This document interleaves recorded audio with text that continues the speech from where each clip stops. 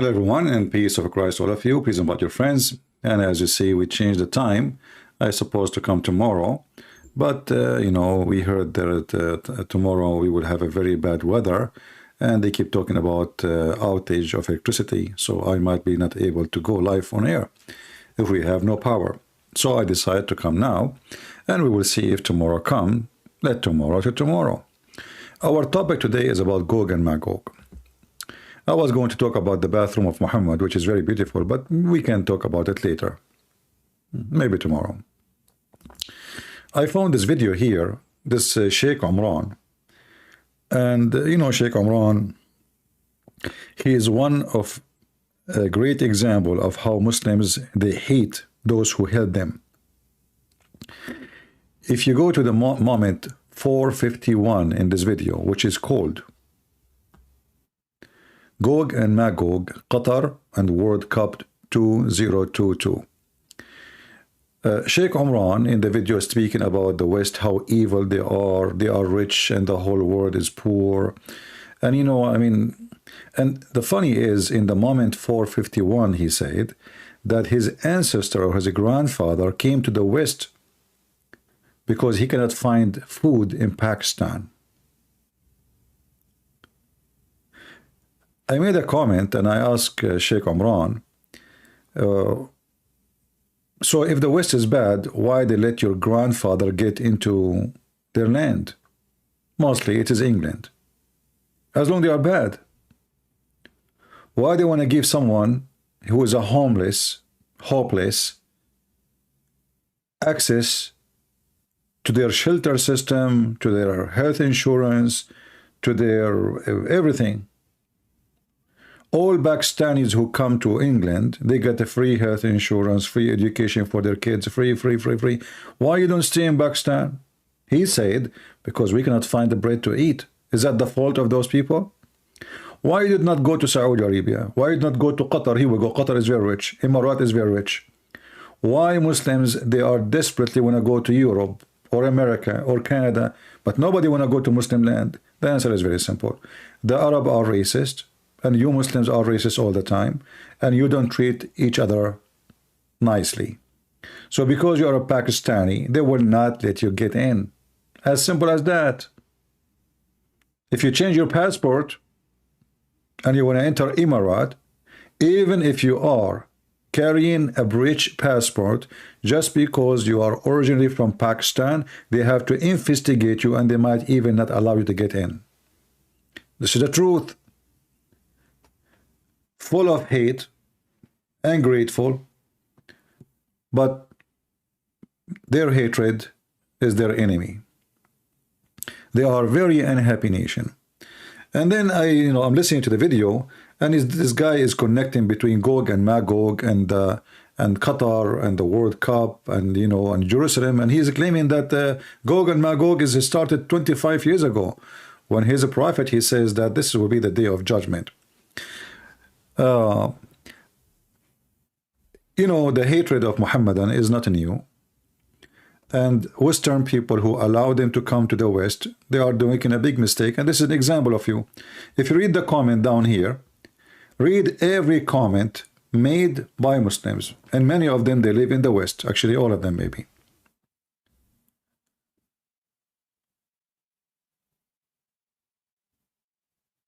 This guy from the Philippines, he live in the Philippines, he hate the Christians, and he hate the West, and he hate his neighbors. Salamu alaikum, Sheikh.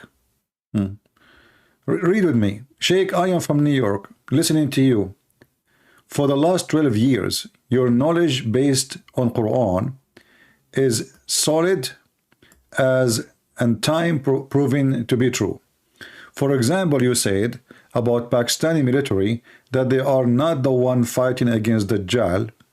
We Pakistani disagreed to you, but time has proven you are to be correct based in the dollar fund from USA to this military. I mean, look at this mad religion. The stupid American, they give them money to support their military, and they are angry from America. Do you see it? So they are angry if you make war against them. They are angry if you give them money. They are angry if you feed them. They are angry if you give them shelter. They are angry and they hate you. So now this guy, he discovered that Pakistan is not an army of Islam, is an army of Gog and Magog. You know, look, you are correct based in the dollar fund from USA to this military. So can you believe how much awkward those people they are? How much their hatred is destroying them? So the American, they give you money, which is my money. I pay tax, a lot of tax. And then those stupid government, they give it to you?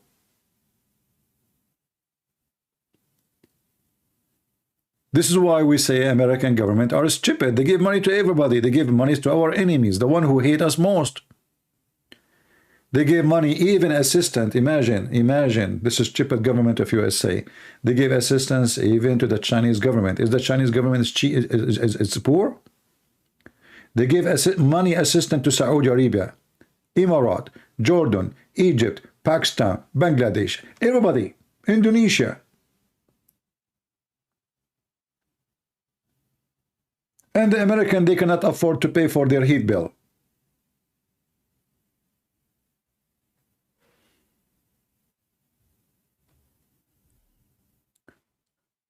And this is a great example how you should not and why you should not give help to someone who don't appreciate what you do. They hate you. This is a religion of hate. This guy is talking about genocide in Srebrenica.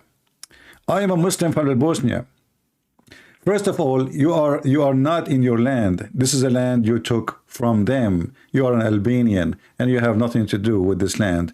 This is where the first king of the Serbian, he was born, and this is their land. So you come and you invade Europe, and you conquer many countries, and you enslave the Slavic girl. This is why they call them Slavic. And then you claim that this is your land, and you claim about massacre. What about the one you did? What about how many people you killed? What about the Turkish, your cousins? How many people they killed? How many Armenian? How many Assyrian? How many Syrian? How many even Arab? How many Muslims? Muslims are hypocrite. Ameen, sir. May Allah give you best of health. MashaAllah. Your word is speaking complete truth. This is colonies to my ear. Colonies to my ears. I would love to listen to you all day. But this guy, he said nothing, stupid things. You brought nothing in you. And you analyze, always wrong, you should. Okay, sound like this, somebody is smarter. I prefer to say these corrupted minds are sexually dysfunctional. I mean, a Muslim talking about sexually dysfunctional. I mean, isn't it your prophet, he said, that I was the most weak person between mankind and I invoked my God Allah and he sent me a dish of shish kebab, I ate it and I got the power of 40 men. So he was obviously, according to you, the one who is sexually dysfunctional. His mind is corrupt. And that is your prophet. Obviously. Let us continue next. Alhamdulillah, shukrallah. Good empowering boards. Russian law is brought to South Africa. Please implement. Okay, so the guy is praising Russia because they made a law against homosexuality. But what you would do to your prophet, he was a homosexual. Isn't it your prophet? He said, I never received Quran except in the clothes of Aisha. Isn't it your prophet? He was kissing a man down his belly and the man was hugging him and kissing him there and both they were naked. Isn't it your prophet? He used to sit showing his testicles when the men come in, one after one. Enter Uthman, he came in, and Aisha, she noticed that Muhammad, he covered himself. She said to him, how come? My father came, you did not cover yourself. Omar came, you did not cover yourself. Uthman came, you cover yourself. He said, oh, Uthman is a person, the angels will be shy from him. Don't forget, our topic is Gog and Magog. We will be with you in the topic.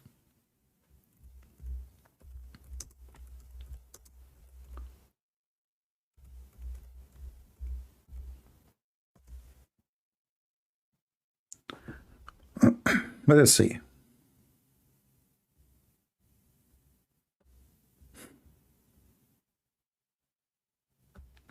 Read with me and laugh.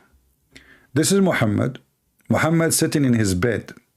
Muhammad laying in his bed. In my place. Okay?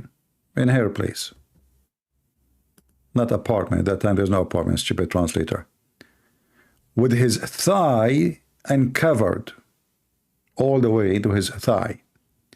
Abu Bakr thought permission to enter. It was given to him.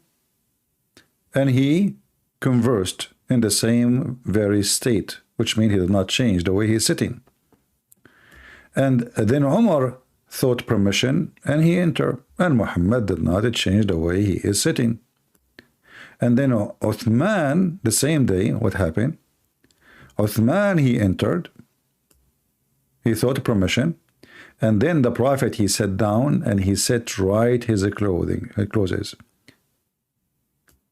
And then she said to him, I do not say that it happened in the same day. He, Uthman, says, then he entered and conversed as he went. Aisha, she said, Abu Bakr, he said to Muhammad, Abu Bakr, he entered, which means her father, you did not stir. You did not observe much care, arranging your clothes. Then Umar entered, and you did not stir. You did not arrange your clothes. Then Uthman entered, and you got up and you set your clothes right. So he said, should I not show modesty to the one whom even the angels show modesty? So Muhammad was sitting between men with no modesty. And when Uthman he came, Muhammad, he sat and he put his clothes down, covering his butt and his testicles. Why? Because the angels show modesty to Uthman. Who is Uthman? How is that? What do you mean? The answer is very simple. Uthman is a very rich man. And Muhammad, he admitted by this statement, as you see, this is Sahih, that he was not doing a modest. He is not a modest man. He's a loser. So when a Muslim speak about homosexuality and they are against it, well, your prophet, obviously, I mean, you Muslim, you claim that the uncle of Muhammad, he was a homo. You Muslim claim that Umar was a homo. Abu Bakr was a homo. All the family of Muhammad were a homosexual, and now you are speaking against homosexuality. Actually, if we go in the Quran, where is the Quran condemn homosexuality? You will find in the Quran a story from the Old Testament about the people of Lut. But if you go in the Quran, you will find this, that if someone he is a homosexual, according to the interpretation of the Sharia, you beat him with sandals.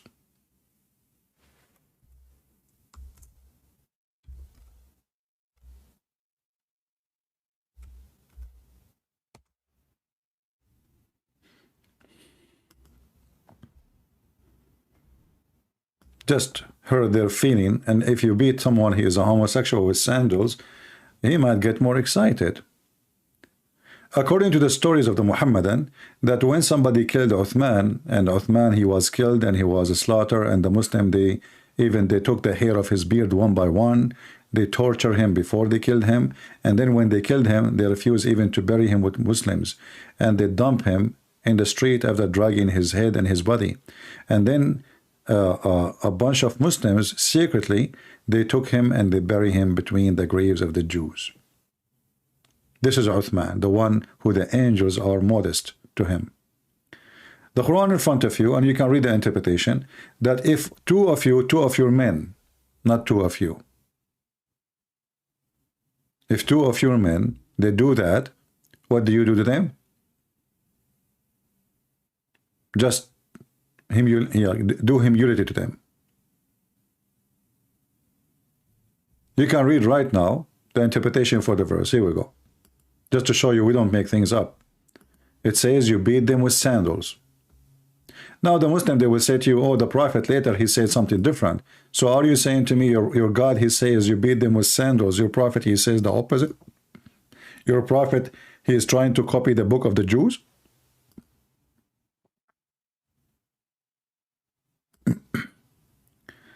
Let us see. What is the interpretation? I don't see the interpretation. What happened to this website? There's nothing. The interpretation is not working. Maybe they are working in the website. Look, they are nothing. Zero. They took it off. I changed the interpretation one after one. There's nothing. I don't know what happened to this website. Maybe they are trying to hide the text we are using always to get them busted. So when the Muhammadans speak of homosexuality and Gog and Magog, and you know, if you go and check what your prophet he said, your false prophet, your prophet he claimed that Gog and Magog they are coming now. Now, in his time, not a million years after. But before we go there, I want to go to the Quran. I want to ask the Muslims, and this is, by the way, this is the easiest way to make any Muslim to leave this cult. The easiest way. In the Quran, it says about Gog and Magog in chapter 18. If you remember, where the same chapter speak about that the sun, you know, set in a spring of muddy water. The same chapter, you go from 86, verse number 86, chapter 18, and then you go down a little bit, where Zulqarnain, after he found where the sun set in a muddy water, he decided to change his direction. He took different direction, and then he keep walking. He took another way in verse number 89, and then in 90, until he came to the rising place of the sun. So the Muslim, they found the rising place of the sun, and they found the setting place of the sun. Nobody was able to do that, only Muslims. Nobody. The rising place of the sun. He found it rising on people of whom they had provided no shelter against the sun. If you ask the Muslim, what is that? What do you mean they provided no shelter? You will see tons of stories. And the Muslim lately, they start making up stories. Like, as an example, some of them, they say, this is about the Arctic, the North Pole. Yes, brother, there's no sun there. And there's the ozone. This is about the ozone, brother.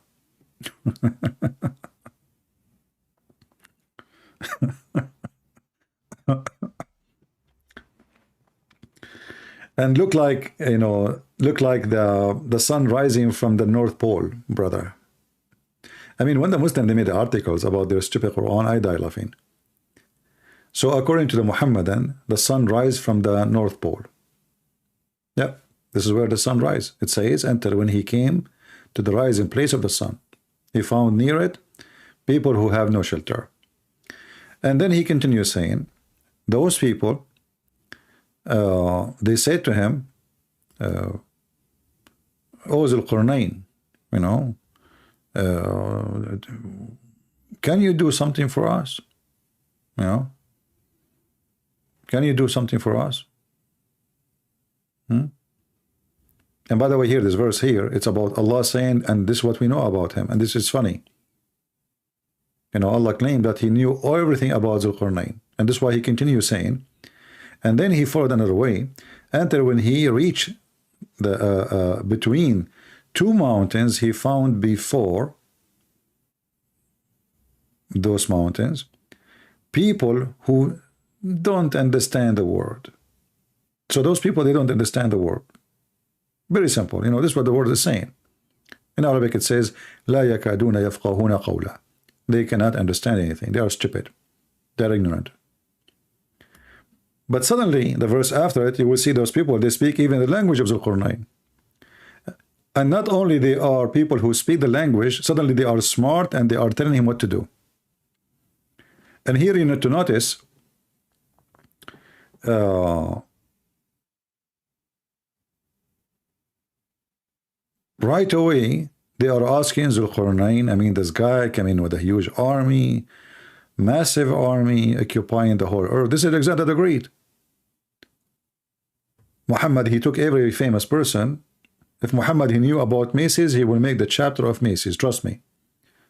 If Muhammad heard about Trump or Ivanka Trump specifically, he will change all the description of the versions. So they said, but we just say they don't understand the word. They said, Zulqarnain, verily, Ya'juj wa Ma'juj, Gog and Magog, they are doing great mischievement in the land. Which land?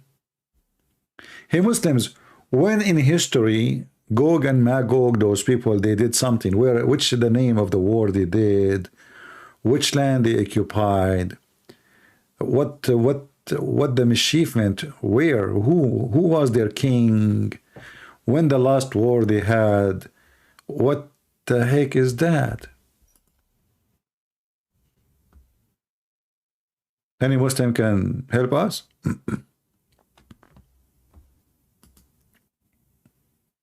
I mean, what kind of a book this book is? Shouldn't you tell us what those people do? Muhammad, he heard the Jews. In the Old Testament, it's mentioning Gog and Magog. Muhammad, he start making his stories, adding actors, changing the back of the scene, adding lighting, dark here, action there, Gog and Magog, and boom, boom, boom, and things is messed up. So now those people who do not understand the word, remember, you know, suddenly they are very, very, very smart, and they are asking Zulqarnain to do something. But the question here, why they don't do it? They can do it. Oh no, the Muslim will say to you, no, they cannot. Don't you see they are stupid? How is stupid people who can come with this idea? The idea is not the idea of Zulqarnain. It's not even the idea of Allah. And here we need to ask ourselves a question. According to Muhammad, those people are held behind the dam by the will of Allah. So why those people who they are not Muslims, they are the one who come with the idea? But the story did not stop here. The story getting more stupid. And then after they said that to him, can you build for us, between us and them, a dam? And here you see how stupid this stupidity is. Because if we build a dam between us and a group of people, still they can go around the dam. I mean, who is the stupid here? According to the Muhammadan, if you go right now in YouTube, you will find 1 million videos made by the Muhammadan about Gog and Magog. Millions. Articles, videos, books. Gog and Magog, brother. And all the Muslims agree that those Gog and Magog people, they are behind the dam. Okay. You got a point, brother? Look, this is Gog and Magog, Netanyahu. Netanyahu is Gog and Magog.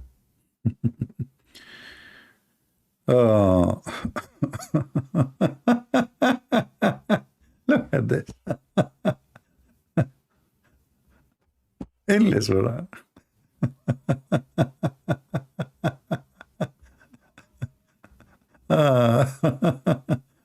This is my video. It says upcoming. Putin, Gog and Magog, you know. I mean, things is messed up, my friend. Look at the faces. Look at this idiot. And he's smiling. We're talking about Gog and Magog here, and he's smiling. I mean, look at this.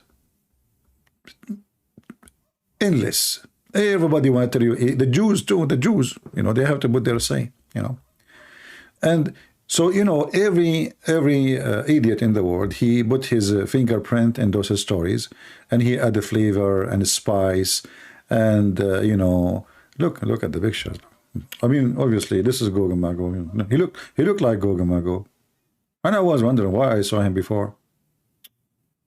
Man, this is Gog and Magog. Okay. Yeah. Gog and Magog. Look at this guy. This guy, he make reaction videos always. And, you know, and now nobody is watching his videos, by the way. I mean, this guy, he is out of gas. He make reactions so people will click on his video. And Muslims, you know, they love those things. Just open your mouth, and look how he opened his mouth. Look, look, look. Because, you know, listen. I mean, it's a reaction video. What you expect? He just saw the news. Like now, I mean, it's fresh. Like, you know, and the more you open your mouth, the more people, they click at your video. I don't know if he opened other things too, not only his mouth. I think he should take a picture beside his mouth. So, you know, I mean, crazy stuff. You know, the whole world is adding stories for those Gog and Magog. And look at this creature, funny. And look, this guy here, you know, oh boy. And Gog and Magog, you know, yeah. The age of Antichrist and Gog and Magog, Sheikh Hamza. Look. Muslims, they know everything. They know everything. They know the age of Antichrist. They knew everything. Are you kidding me?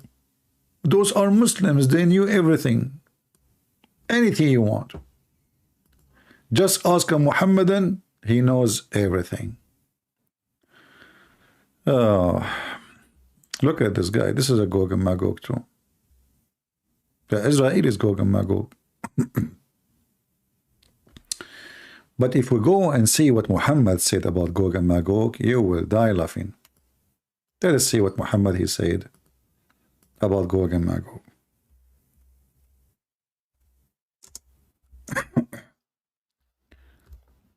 Sorry if I am coughing.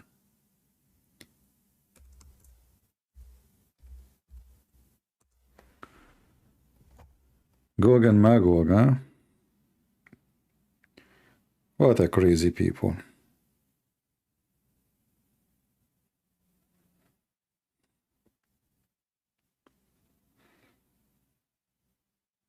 You know, just to create a story and add some flair, you know, like the Bigfoot in America. I mean, we are in the world in the year 2022, and there's people who still believe in the Bigfoot. But let us see what Muhammad said about Gog and Magog, so we can laugh at the false prophet. Let us see some hadith. Look at this prophecy. Muhammad, according to Muhammadans, he is a prophet, and a prophet should be called a prophet if his prophecies, they happen. If there is one of them is false, even if he said 100 they are true, he's a false prophet. However, all the prophecies of Muhammad is false. There is a video of Yasir Qadi. He count the prophecy of Muhammad as an example. He said you will conquer Constantinople, but the fact he was speaking to the Arab, not to the Turkish. Muhammad, he says, اتركوا الترك ما تركوكم. Leave the Turkish as long they leave you. Muhammad never expected the Turkish to be. Actually, the Muslim believe that the Turkish are a tribe of Gog and Magog. They are a tribe of Gog and Magog. They are a branch of them. So look what Muhammad said. And this is additional false prophecy proving that he is a false man. By him whose hand is my life, the son of Mary will soon descend among you. You see, the Muslims, when they read the sentence, they say, soon will descend among you. They think Muslim Muhammad talking about among them now. Muhammad was speaking about people who they are in front of you, in front of him. Not, you see, in Arabic it says, liyushikna, almost. You can check this word in the Arabic dictionary, if any of you speak little Arabic, or you can copy it. Yushik is a word mean almost there, like in a blink of an eye.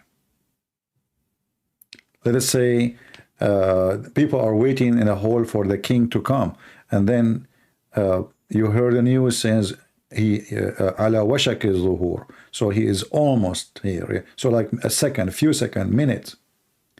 So Muhammad, he claimed that Jesus, the translation here is not even accurate. Not only soon, almost.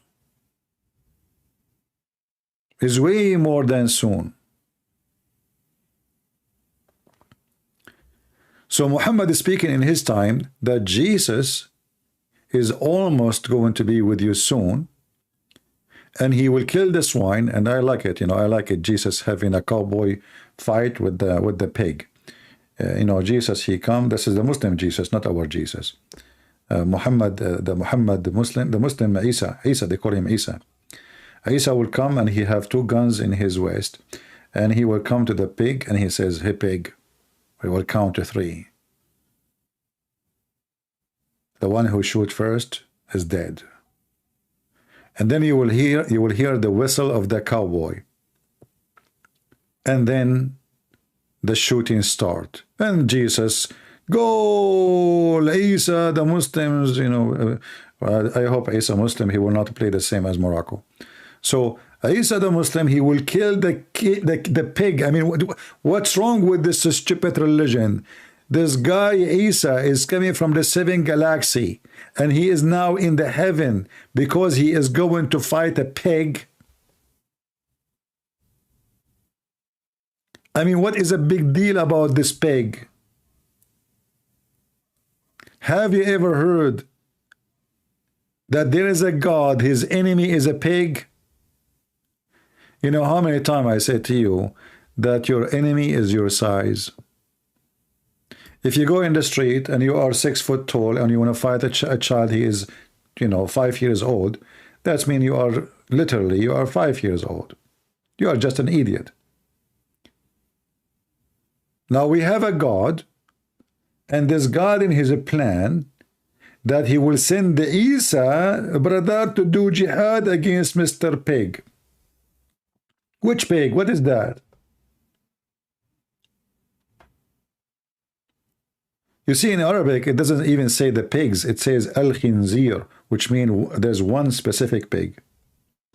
And then he will abolish the jizya. You stupid idiot. Nobody paid jizya from a long time ago.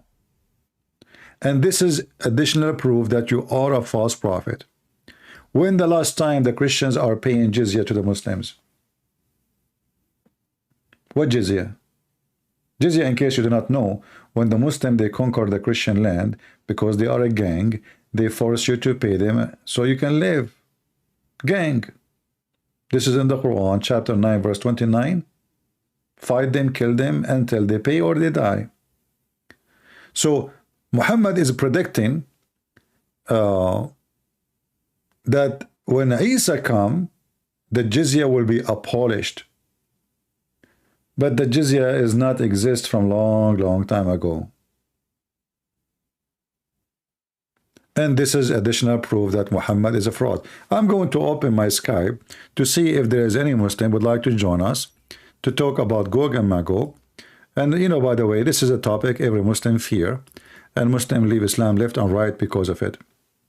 We did not even cover the most important part of it, but we will go there. Maybe we can find some Muslims who want to join us, and they are welcome. So if you are a Muhammadan and would like to join us, please feel free to text me in Skype, and I will be happy to take you.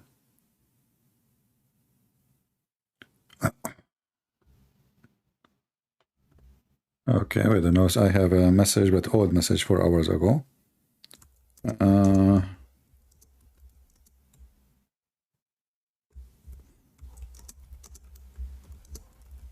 This guy, he want to bring me his father to debate me. I think his father is a sheikh. We will see. I just text him. We will see if he can join us. So look at this. Can the Muslims say that this is a weak hadith? Absolutely not. This is very authentic. But this story alone is enough to prove that Muhammad is a false prophet, because the jizya, which is the penalty for the Christian to pay in order to stay Christians, is abolished long time ago. In fact, today we are the one who protect Muslim countries. And all Muslim countries, in order to protect themselves, either they give American base like Qatar, the biggest base in the world, paid by the Qatar government, paid in full, housing, electricity, cooking, food, everything is paid by Qatar. The land, everything. Because Qatar need the protection. Otherwise, the Saudi, they will eat them alive. The Iraqi will eat them alive. The Iranian, they will eat them alive. Muslims always, they eat each other alive. Muslims only are heroes when they fight each other. When it comes to different country, they are potatoes. There's only one place where Muslims, they attack your country if your country is so tiny and so small. Like what happened with Armenia. Turkish army, massive army. Azerbaijan, by the help of Israel, they attack a little tiny country. The whole population in there is not even 10 million.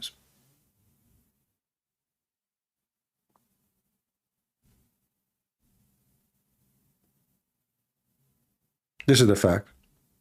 But as you see here, Muhammad, he predicted that when the coming of Jesus happened, after the coming of Jesus, the jizya will be abolished. So ask a Muslim, you can save this reference any time you see a Muslim who says, your prophet is a true prophet, you say yes. Okay, is this an authentic hadith? Don't complain about what's wrong with it first. Ask him, do you agree with this hadith? He will say yes, absolutely, it's true. But based on this hadith, the jizya will be abolished after the coming back of Jesus, not before. And not only that, when the jizya is abolished and the wealth will be poured forth to such extent no one will accept it. But this is totally different from what Muhammad he claimed in different places. Because Muhammad he claimed that when Isa come, because people they are evil. And have you ever heard of an evil person he don't want money? Have you ever heard of somebody he is evil and he don't like to take money?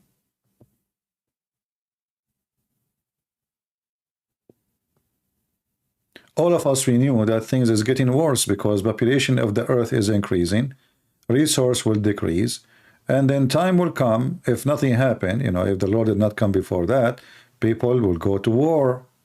The same what happened in World War II. And this time is going to be way massive and people will use nukes. And maybe most of the earth will be destroyed, except cockroaches, because cockroaches, they are the only creature can survive nuke attacks. Human, they will die. And if you live, you will live with cancer, with defect, you know, even your kids will not be normal. If you have kids. So Muhammad's prophecy here about Gog and Magog is false. But let us see, you see here in the hadith, doesn't say anything about Gog and Magog. What is Gog and Magog? You know, doesn't say anything. Let us continue, because there is something really important. Let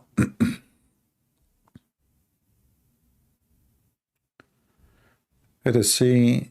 Here we go. Yeah, actually, you know, like in front of us, it says about the judgment day, right? So it's a judgment day anyway. So that the Dajjal will come, and look how many stories Muhammad he have. There's a person, there's a character. His name is Ad-Dajjal. Who is Ad-Dajjal? The Dajjal is a false Christ. The Dajjal is a false Christ. But isn't it Muhammad he claimed to be Christ? By calling himself the praised one? Isn't this what he do? When you claim to be the praised one, you claim to be God. You're trying to replace Christ. And then if we continue here, I mean, look at the stories here.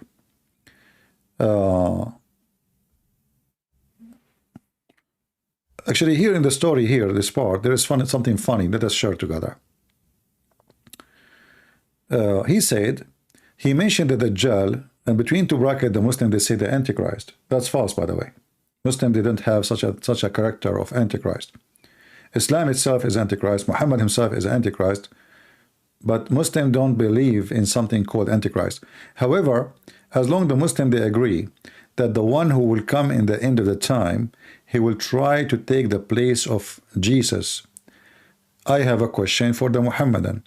Why he is not trying to take the place of Muhammad? Anyone knows why?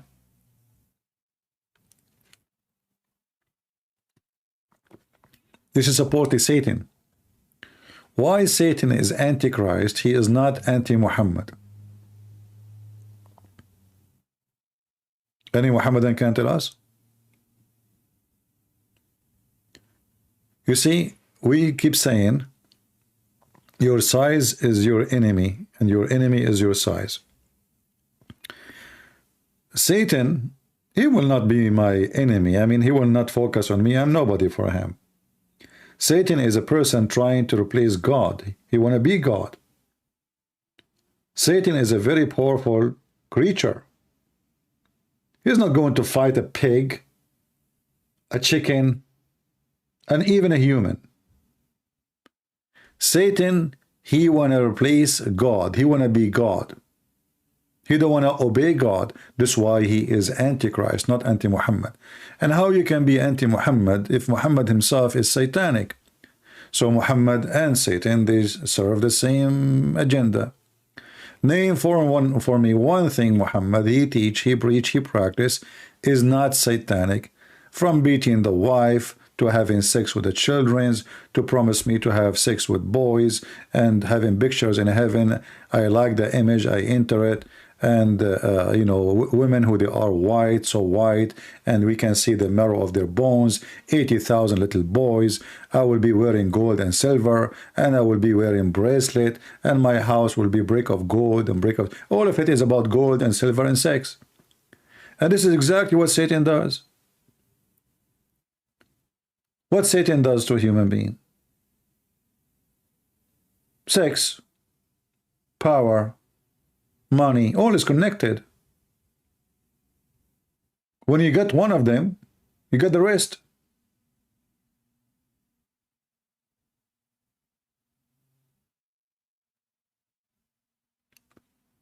So here you notice that even the Muhammadan, they are in trouble because Muhammad is as a thief. You know, he have to come with such stories, and those stories, they are really embarrassment to the Muhammadan. So the Antichrist will come forth if he, look at this, if he come forth while I am among you, he Muslims.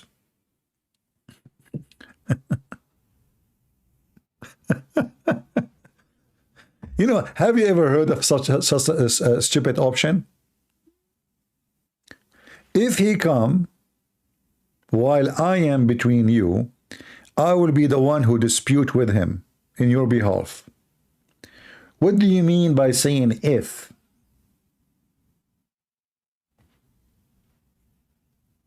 Isn't it the same guy he mentioned that a Dajjal will come in the day of judgment?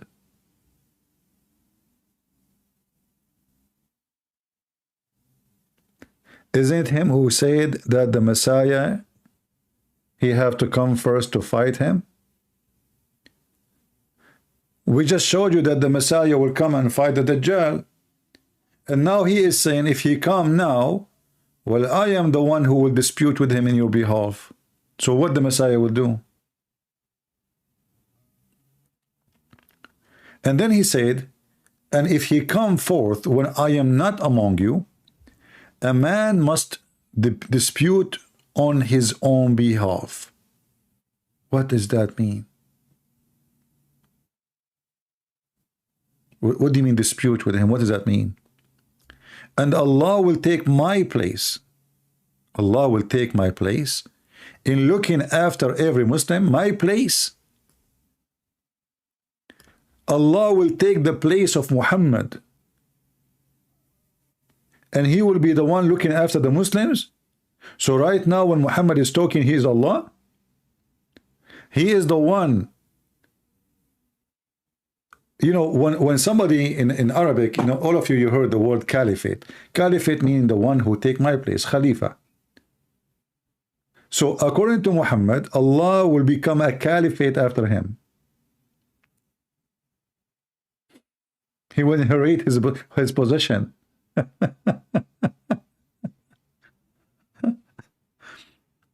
And then he continue, When this guy, he come to you, look, Muhammad, you have a solution. Okay. Those who of you who live up to this time,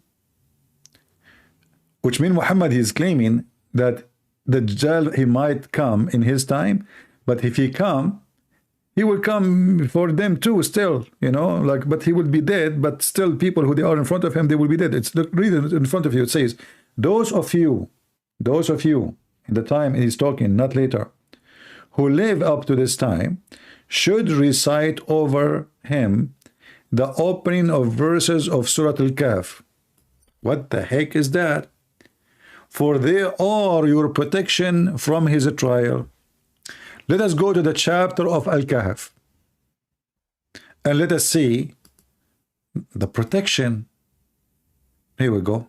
This is Al-Kahf, which means the cave. How that can be protection?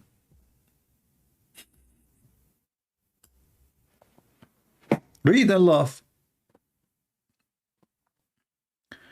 Praise belong to Allah.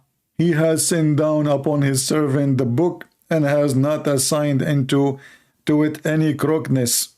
So you want to tell that Dajjal that this Arabic book is a pure Arabic, which is not, because even the word Quran is not Arabic.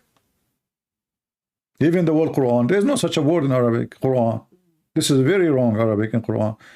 The only way to accept it, if you say it's Aramaic, from Qarra wa Ra'a. So praise belong to Allah. And now a Dajjal, who according to Muhammad, he can cut a human being by a sword and he can put him together. Imagine how powerful he is. He will be afraid because of this verse. So why we need Isa? And what this drama is about, just recite for him the Quran. As long we have the solution that if we read the beginning of the chapter of the cave, we won the dispute. That's it. The guy is a loser. Who need Isa? What this drama is about? Just read the verse, my friend. I mean, it's easy. Is it easy? What a stupid idiot. And then he continue. For they are your protection from his trial. We ask, how long he will remain on earth? He replied, 40 days. And Muhammad is stuck with numbers. Muhammad, he have certain numbers, he's stuck with them. Number 3, number 7, number 40. And all of them, they are from the Bible. All of them, they are from the Bible. When a Muslim, they do ablution, ablution is not perfect unless you repeat it 3 times for every part of your body. When Muhammad, he shake hands, he say Assalamu alaikum 3 times. When Muhammad, he wash his face, he wash it 3 times. When he put water in his nose, he do it 3 times. When he wipe his hand, 3 times. When he, even when he piss, he have to shake his penis 3 times. The guy is stuck with number 3. And then when the baby is made, according to Muhammad, the semen stuck in the mother womb for 40 days. This will remind me, you know, of Ali Baba and the 40 thief. But Muhammad, he liked to use numbers which coming from the Bible. Jesus, he fasted for 40 days. So Muhammad, he put it 40 days. Here we go. And then 40 days, one like a year. Look how slow the time will be, my friend. 40 days, but one of them, every day of those is like a year. And one, look, they are not even the same, no. One day is like a year, and one like a month, and one like a week, and the rest of his days are like yours. Like, what happened? Why the last is the same as yours?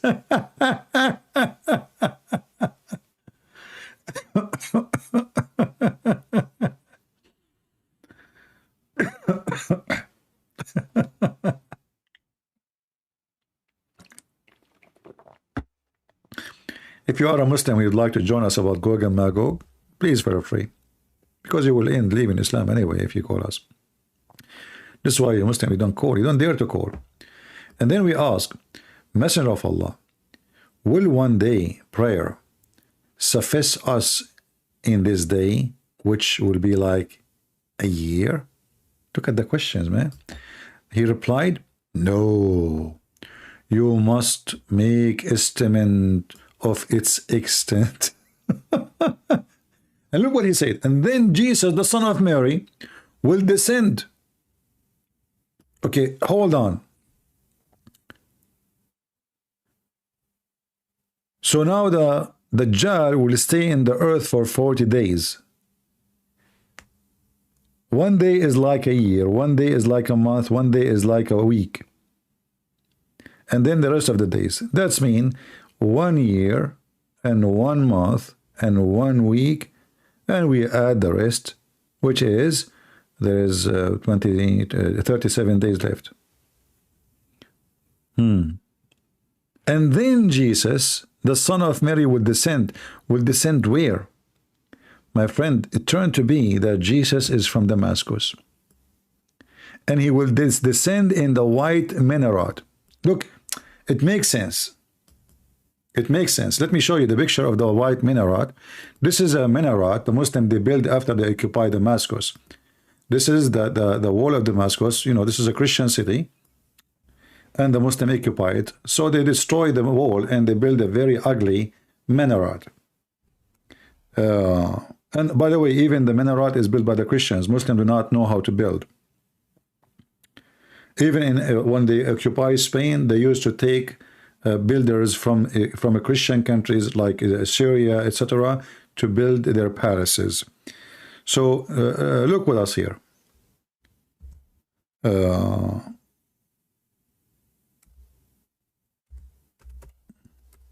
I will show you the picture where Jesus will be landed.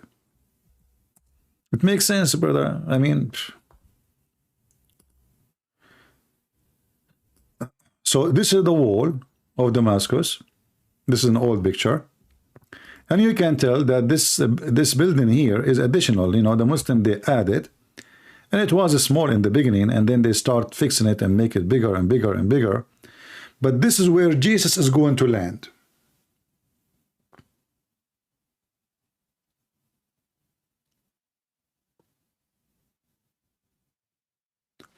Now here you ask yourself a very simple question. The white minaret in Damascus. But at that time Muhammad, he was not there. So what the Muslims they did, they went to Damascus and they could not find a white minaret. They built one.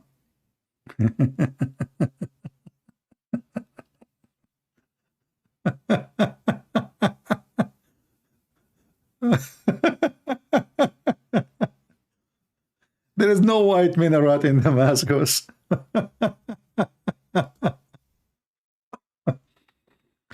So Jesus, and you know, if you think about it, I mean, you are Jesus and you are coming from the sky. You need a place, high place. You know, you can just jump in the floor. You need to go down slowly, like, you know, the minaret. So a person coming from 7 galaxies behind the sea, behind the stars, he will land in the minaret. I mean, what about a mountain? What about the sea, maybe, parachute, you know? The minaret? What is special about the minaret? Do we have any Muhammadan from the minaret? So Jesus will land down in the minaret in the east of Damascus. And then he then catch him up at the date of Lud. Okay. What the Muslim translation is false here. It's a gate, not date. Stupid idiot. The one who translate. The gate of Lud. So Jesus, he land in a place. He landed in a place.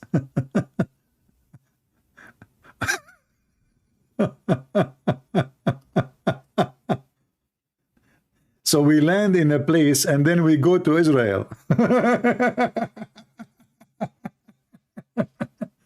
But hold on. Let us go back in the movie.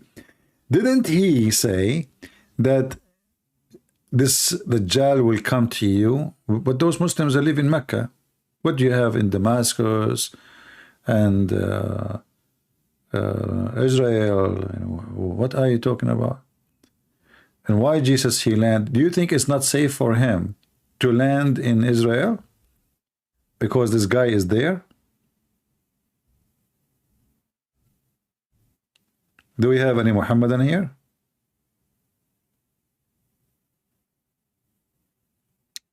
The city of Al-Lid is about 16 kilometers away from Jaffa, if you know the city of Jaffa.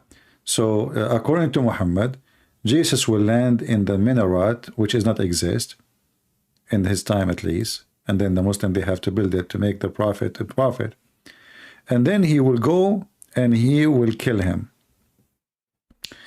Here we have different we have something funny to say. You will notice here it says he will kill him. He Muslims, how somebody can kill someone like a Dajjal? What is the tool to kill him? This guy, according to your prophet, he can cut a human being to pieces by the sword, and he order him to come together. How he can be killed?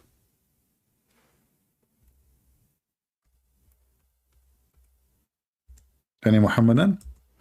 We have somebody is texting me. Let's see.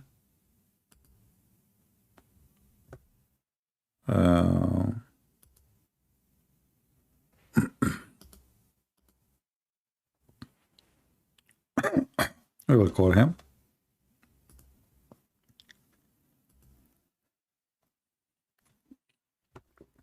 Hello? This is Fakira. This is Fakira. Yeah, stupid. How we can kill, like, you know, the one of the funny things about Muhammad, as an example, that shaitan is made of fire. And then Allah will send shaitan to hellfire.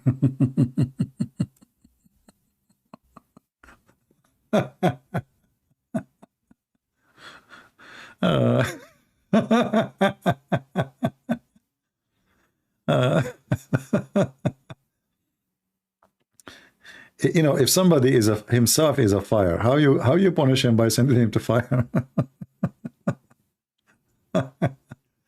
You know, it's like saying to the fire, I'm going to burn you.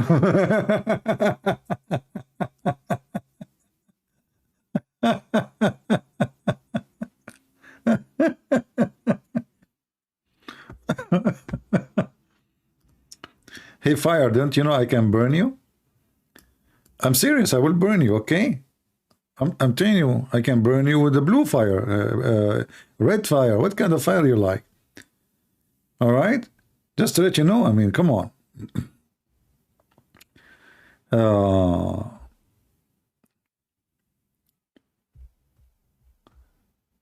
The Muslims, they teach, the Muhammad taught the Muslims that the false Messiah,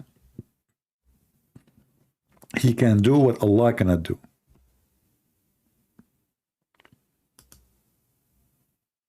He can do what Allah cannot do. Can you believe it?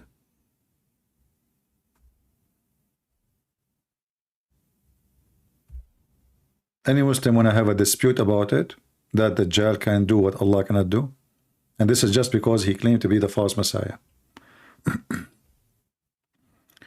As an example, the Quran says that Allah only can resurrect people from death. Only Allah can resurrect people from death.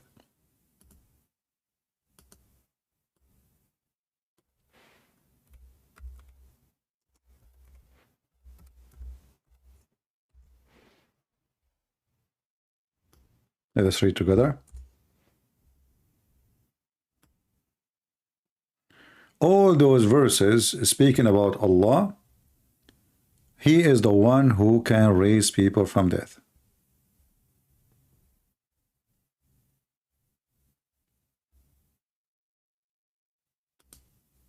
As an example, chapter 6, which means chapter of the animals, Al-An'am, verse number 95, it is Allah, not God, the verse doesn't say God, who splits the grain and date stone bring forth the living from the dead. Only Allah can do that. And here again the translation is awkward. You know, this guy is using the word God, but in fact it doesn't say God, it says Allah. There's a huge difference. Allah is a name and have two words, you know, Al, which is God, or in Arabic mean the, but in the ancient language, which is stolen from, Allah, Allah, he is God. Allah, which means God La, is the one who causes the seed, the grain, to do this, and the stone, etc. And he split the sprout, and he bring forth the living from the dead, which means he resurrect people from death. Or he resurrect anything dead, like anything can be dead or look dead, he can make it come to life.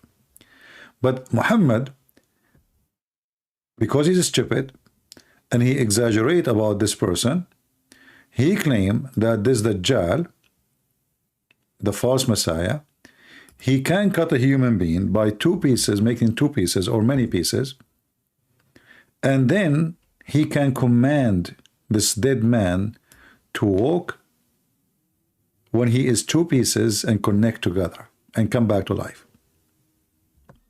And here we need to ask the questions, which is very simple.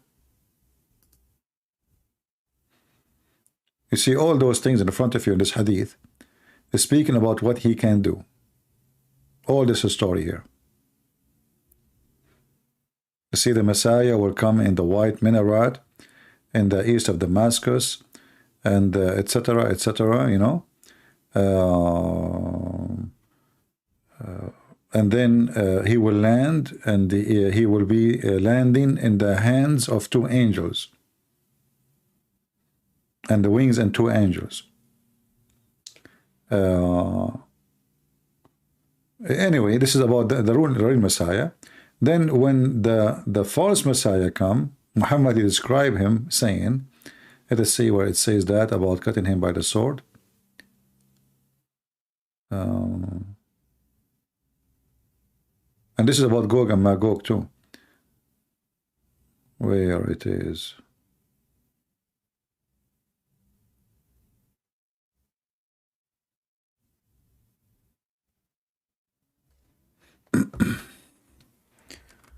Let's do a little search. It should be here. Okay.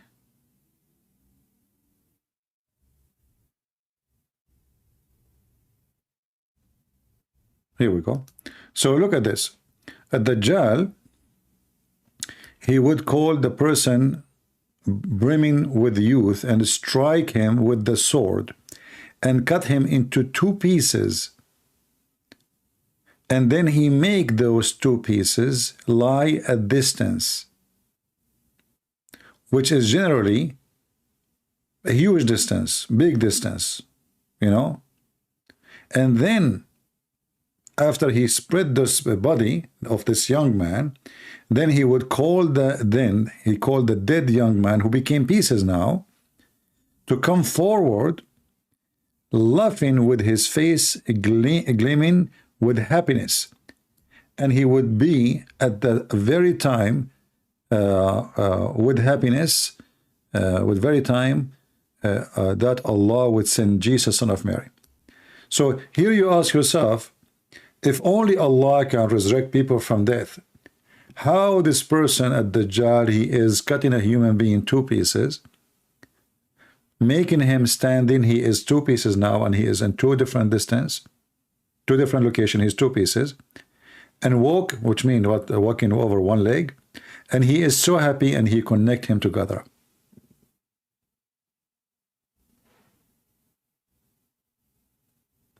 And he asked him to come, and the man, he will come, and he is happy. He's dead. He brings him back to life. Now we have two men. The one man became two living men. Two pieces. The man now is standing alive, and he is happy, smiling. So if we ask the Muslims, you know, this funny, stupid religion, they keep saying that Allah is the one who made Jesus resurrect people from death. It's a miracle. So people will believe in him. Is it Allah who make a Dajjal bring people from death? Isn't it the Quran says only Allah?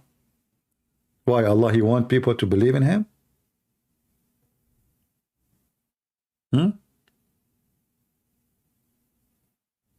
Any Muslim? Especially this man at Dajjal, he is claiming that this is his power. So people will believe because this is what they see. Why Allah giving him a hand? Do we have any Muhammadan?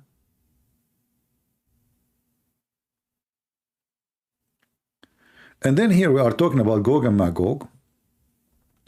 You will notice that Gog and Magog, they will happen after Ad-Dajjal, because Jesus will kill him, as you see in the front of us. So the Dajjal will come and he will do what he do, and then Jesus will meet him. He will meet him in the gate of Damascus, or Lud, sorry, and he will kill him.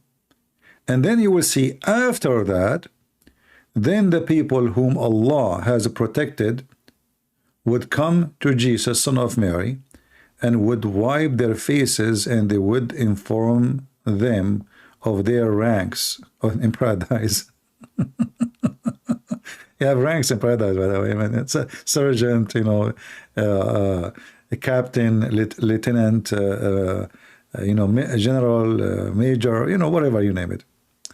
And whom Allah had protected and come to Jesus, son of Mary, and wipe their faces, okay? And then you will see here, Allah would reveal to Jesus these words. Okay, what words? What he will reveal to him?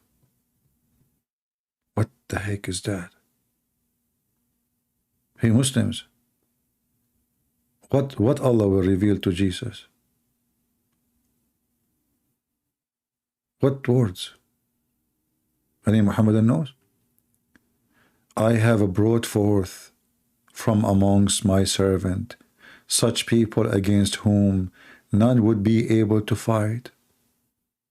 No, we Christian, we cannot fight the Dajjal. Now we are with Isa, and Isa is saying, look, my followers, they cannot fight the Dajjal. They cannot fight, you know, the Gog and Magog. The Dajjal is killed now. The Dajjal is dead.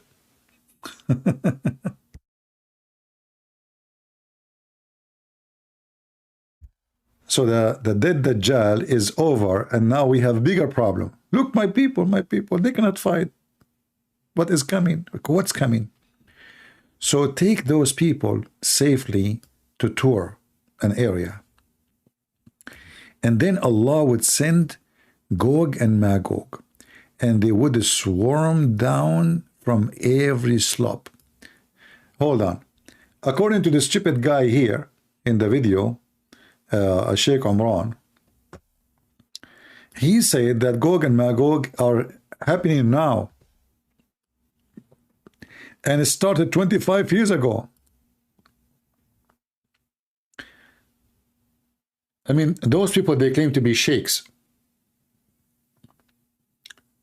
Don't this guy, he knew that he's a prophet, he says that after you killed a Dajjal, then Gog and Magog will come?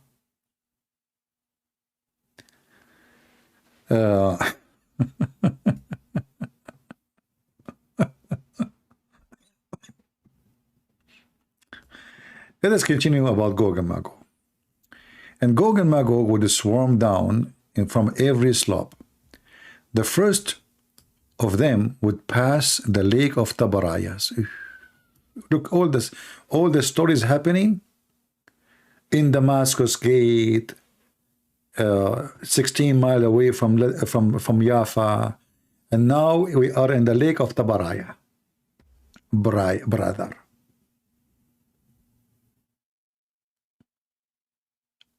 We are in the lake of Tabaraya. And those people, Gog and Magog, who they are not a human like us, absolutely, they drink a lot of water. And they will drink all the lake of Tabaraya.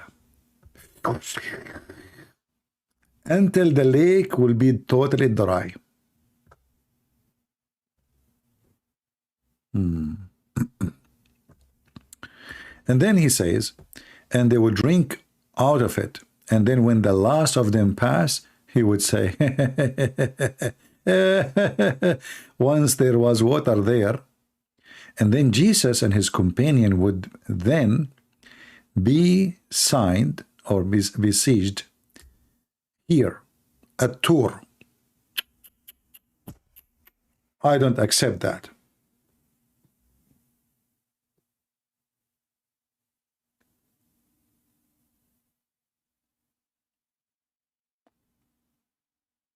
Isa, brother, is going to be sieged, and the enemies of Isa will be surrounding Isa, and the land, brother, will be occupied by Gog and Magog. So what about Mecca? What happened? Do we have any Muhammadan?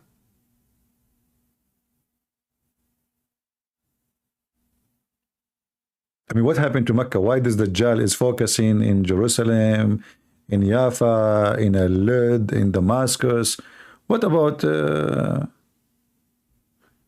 know, did he kill all the Muslims? Because this is mean he killed all the Muslims. The only one left is Isa and a few with him. Because it says not even one foot in this earth is not occupied by them. It says here in front of us, if you read, that he had to ox would be dearer to them than 100 dinar.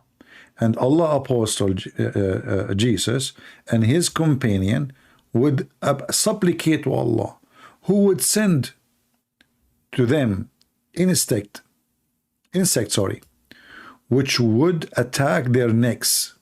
So you see, Jesus now is surrender. I mean, he's not surrender, he's surrounded, he's besieged, and there is no place in this earth not occupied by this person, the Dajjal, which means Mecca itself, which is contradict different hadith, by the way.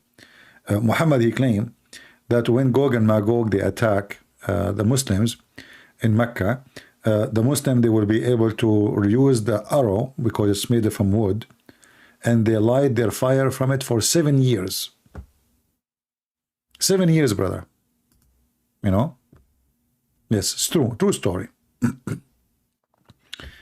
Let me, I'm trying to remember a different hadith. Let us see. Which one?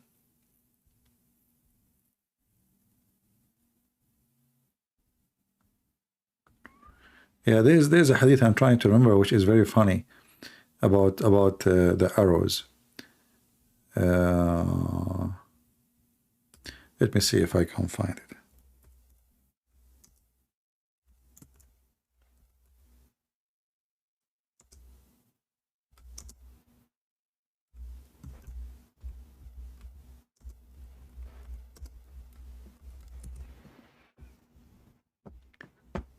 Remember, we are talking about something will happen in the judgment day. So, in the judgment day, Gog and Magog, they are using arrows.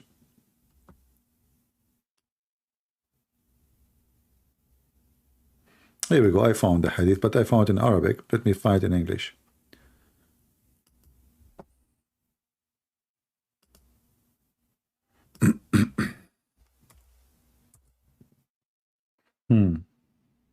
Let me see. This one I cannot be found in this place. Let us see this one.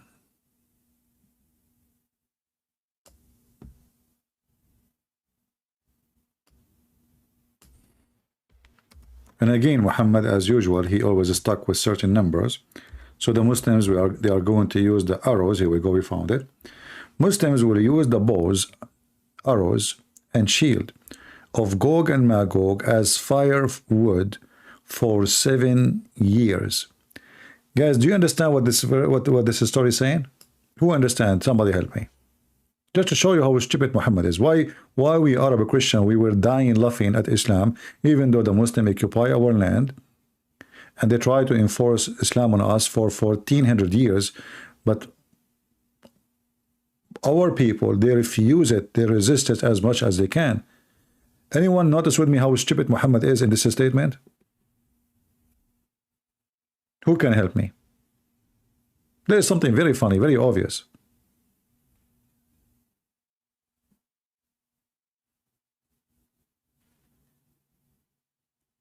I know that the sound takes some time for you to arrive, but I'm sure you can see what I see. Who want to help us? What is wrong with this story here?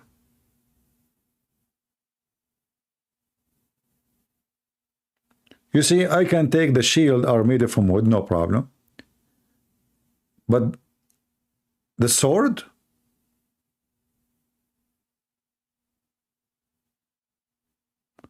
The bows, the arrows, and the shield, the weapon of those people, all of it was made from wood. And when that will happen? In the day of judgment?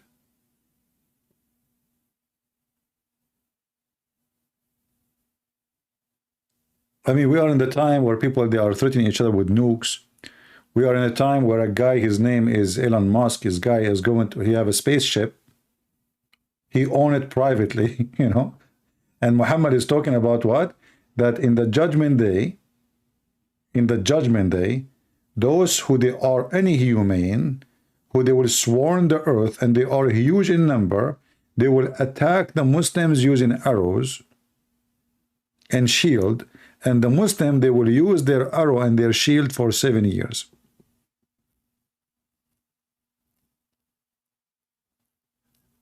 Makes sense. Isn't it, Muslims?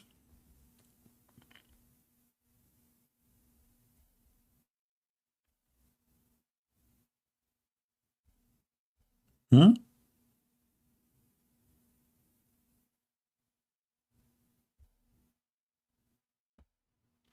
Actually, there's different hadith says that the Gog and Magog are 10% of the population of mankind. Sorry, the population of mankind is 10% compared to them, which means they are 90%.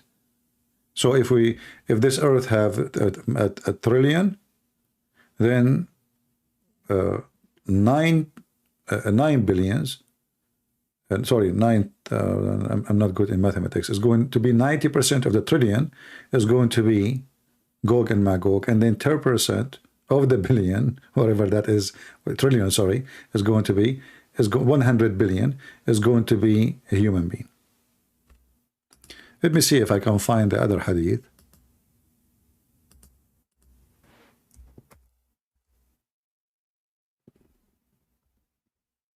Let us see. Yeah, maybe we cannot find it here. You know, not all the hadith are in English. Most of it is still untranslated. But we can find it in Arabic. Let me see here.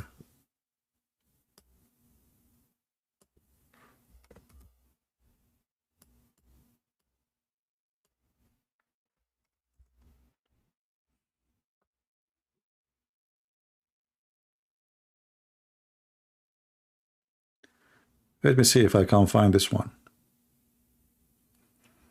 Because I want to show you that Gog and Magog, the reason they are too many, because they are so good in sex. They are like very, very, very, very active. They are very hot. I cannot find this one. Let me find it in Arabic, and I would use Google translation. Give me a second.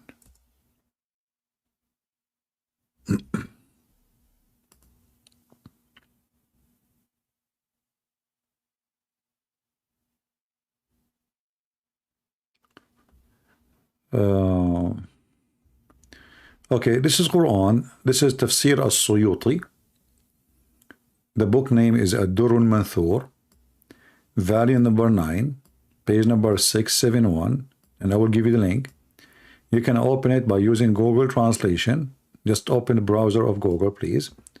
And here Muhammad is giving a description about Gog and Magog. And Muhammad, he says,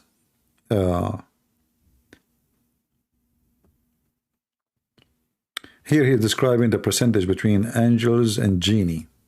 But this is not our topic for now. Let us see where's Gog and Magog.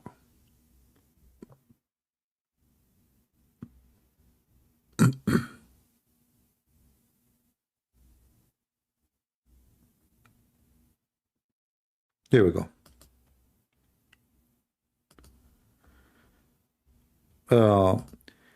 Gog and Magog,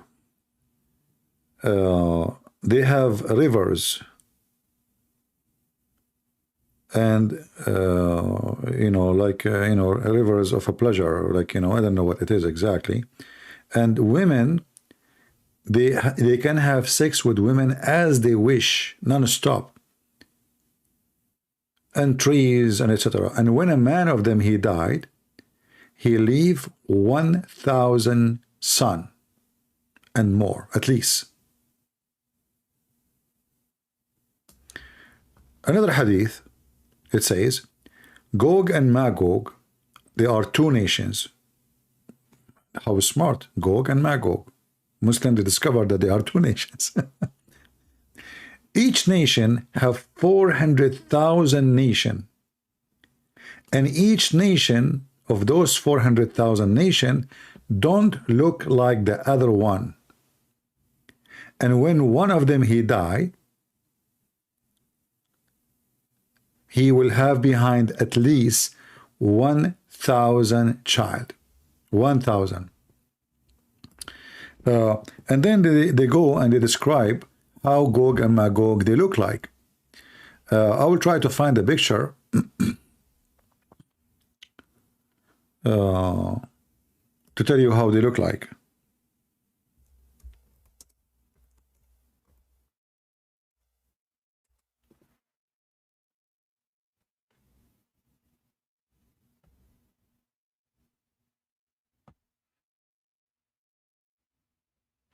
Did you watch hold on, I just got an idea.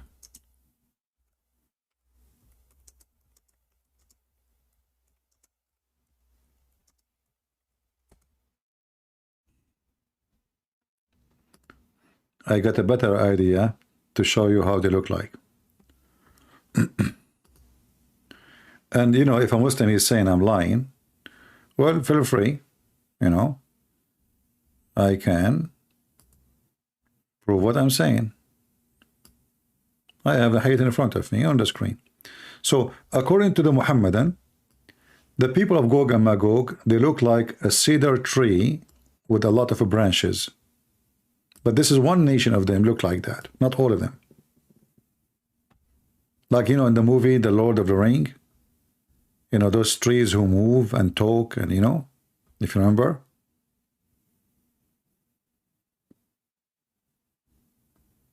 So according to Muhammadans, those trees, those are Gog and Magog. They are one nation of the nation of Gog and Magog.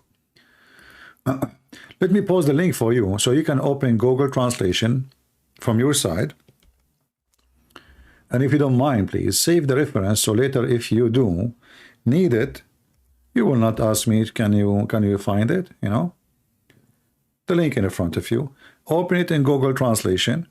And I challenge any Muslim to say, I am lying. Now let us continue. And here it says, so there are 400 nations. Each one of them don't look like the other one. And when one of them he died, he will have, look here, the number changed. The hadith before it, it says 1,000. When one of them he died, he will look in the eyes of 100 of his kids. It was 1,000 just a second ago. Another hadith.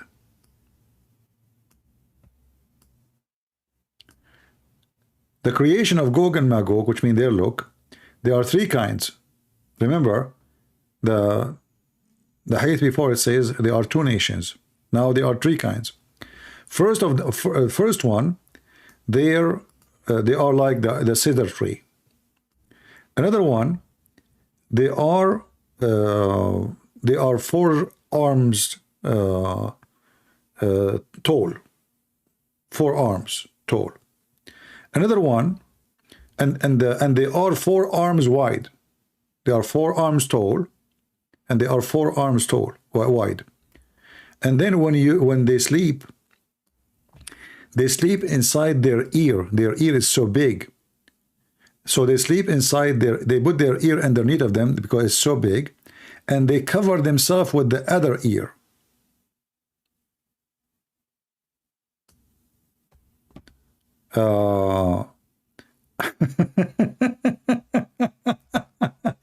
This one is something here.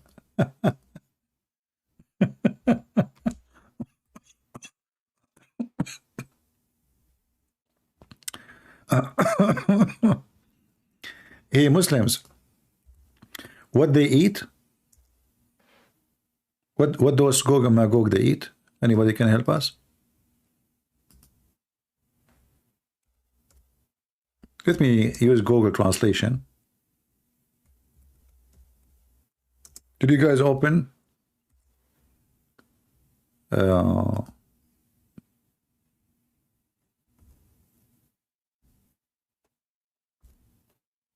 Did you open it with Google?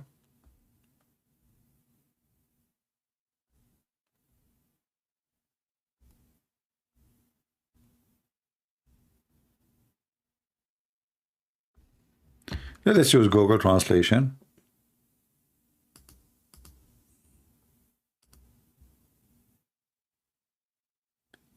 So those who they are saying maybe he is not telling the truth, as you see, this is a very Islamic website, Islamic library.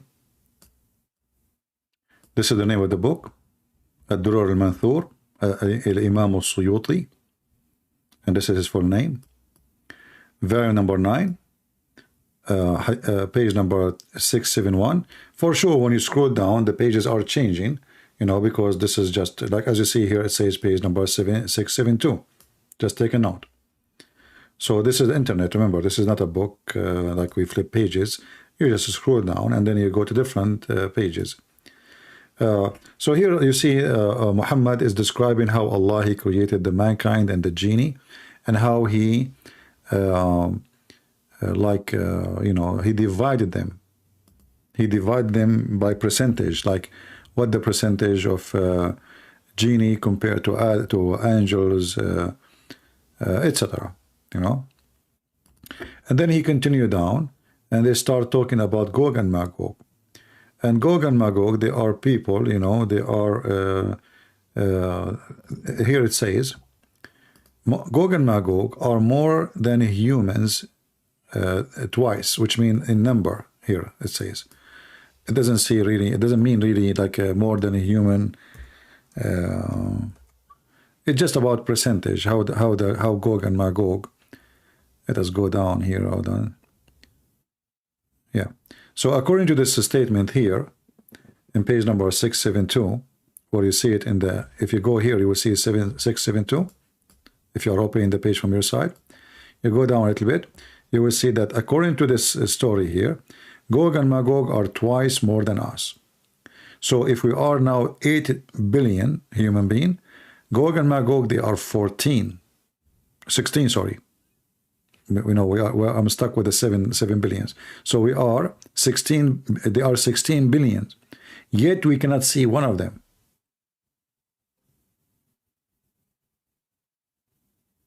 And genie are the same. Genie are way more than a human too. So we are the lowest between all. And then Gog and Magog, the origin of them is 2 men. One of them is Gog, and the other one is Magog. All right? There are 2 men. Here we go. It says here. And that Gog and Magog are 2 men. Their name is Gog and Magog. And then their children, they become the people of Gog and the people of Magog. Simple. A beach. And then they continue here talking about Gog and Magog. I mean, the stories go really wild with the imagination. Let us see.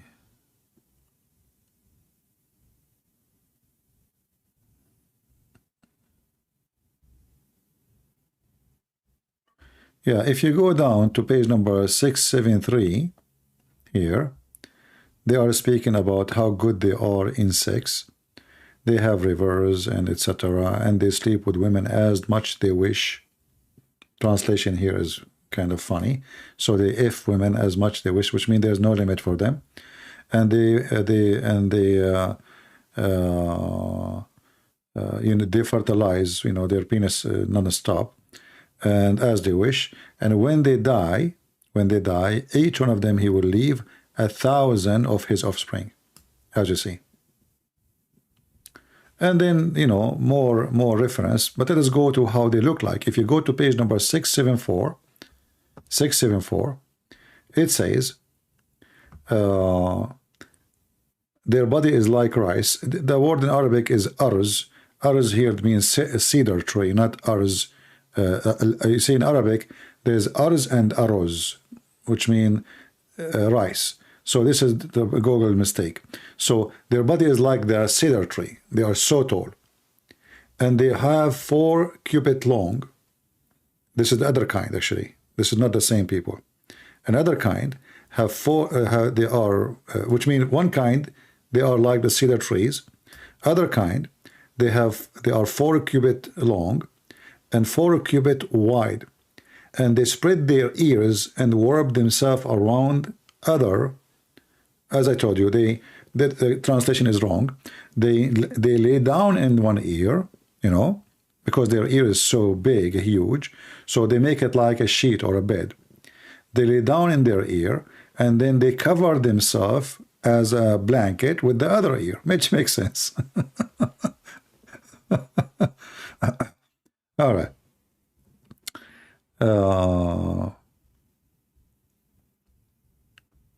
Here they are saying they eat something about their women. I did not really get it what they meant by Masha'im or Nisa'ihim.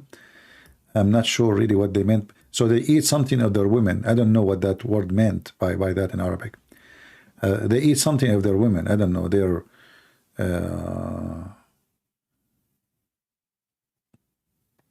what they eat exactly, I'm not sure. I need to check what Mumo he meant by that. And then they continue here. If you go down, it says, and there is let us see. Here they are translating that they are eating the appendages of their women. Adam, okay, 3, hold on. Let us see what he says.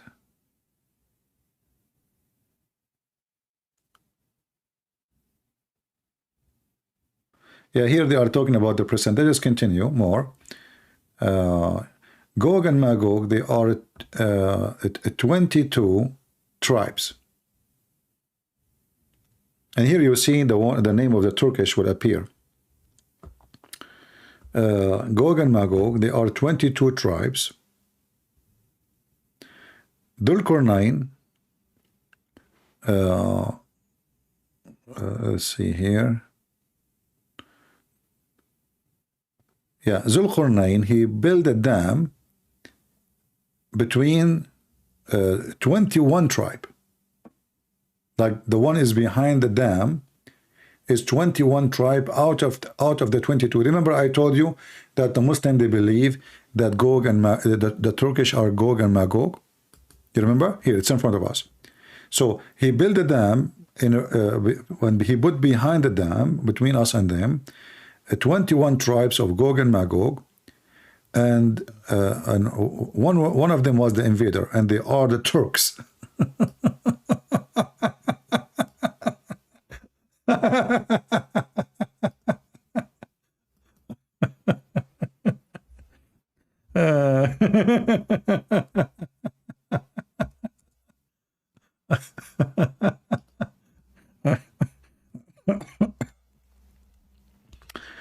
let me take a look at Erdogan. I think he looked like Gog and Magog.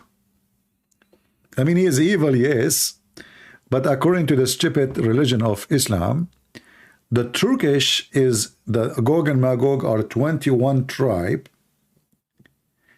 22 tribe. 21 of them is behind the dam, and one of them left, like they were maybe in vacation when Zulqarnain he built the dam, and those are the Turkish. If I am the one who's saying that, you will say he's making things up. But as you see, I gave you the reference, I gave you the Muslim website, I gave you one of their biggest scholars. This is As-Suyuti. This is not a joke. This is not a joke. And this guy As-Suyuti is not getting it from his pocket too. He is getting it from the biggest scholars. So those are the big deal books.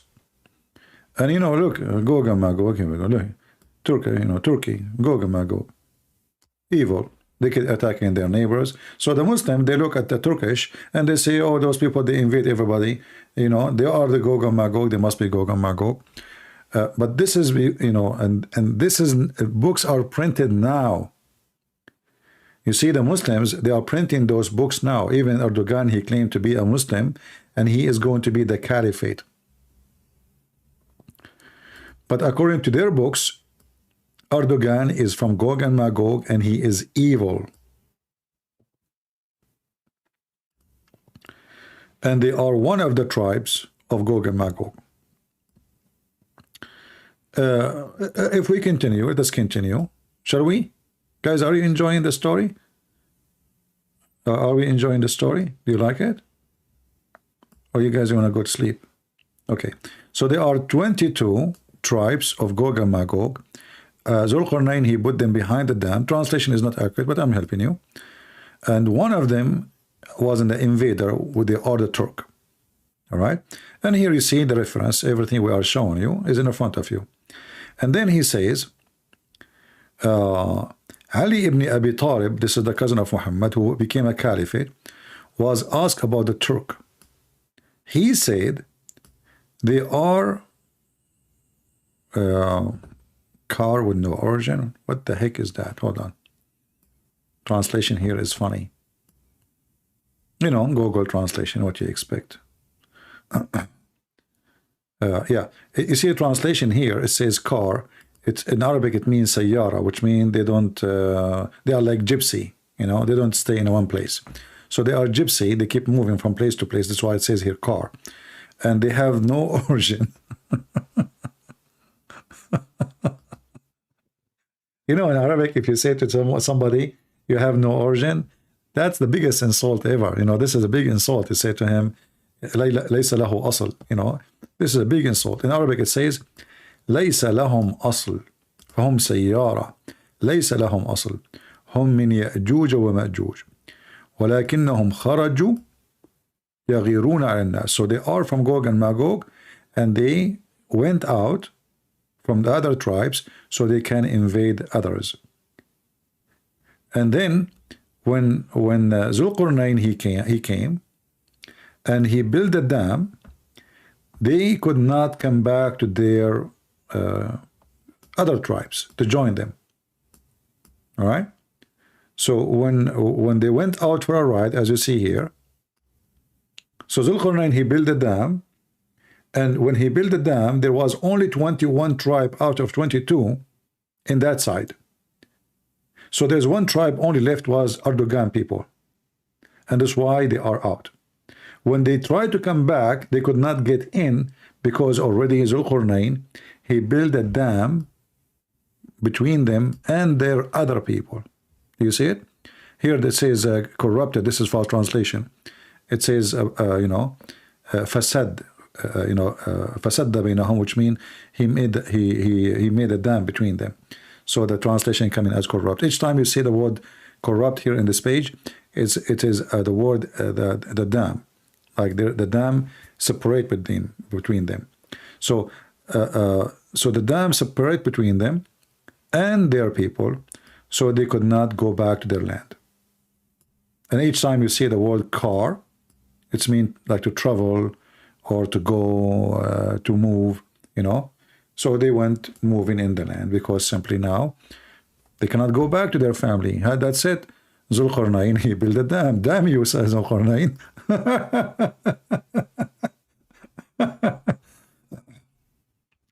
How many of you did save this website and those references?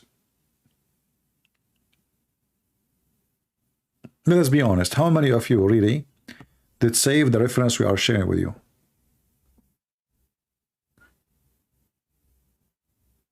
You see, I'm spending my time with you. Sitting on a chair, doing all this work. My back hurt, my knee will hurt, sitting for many hours.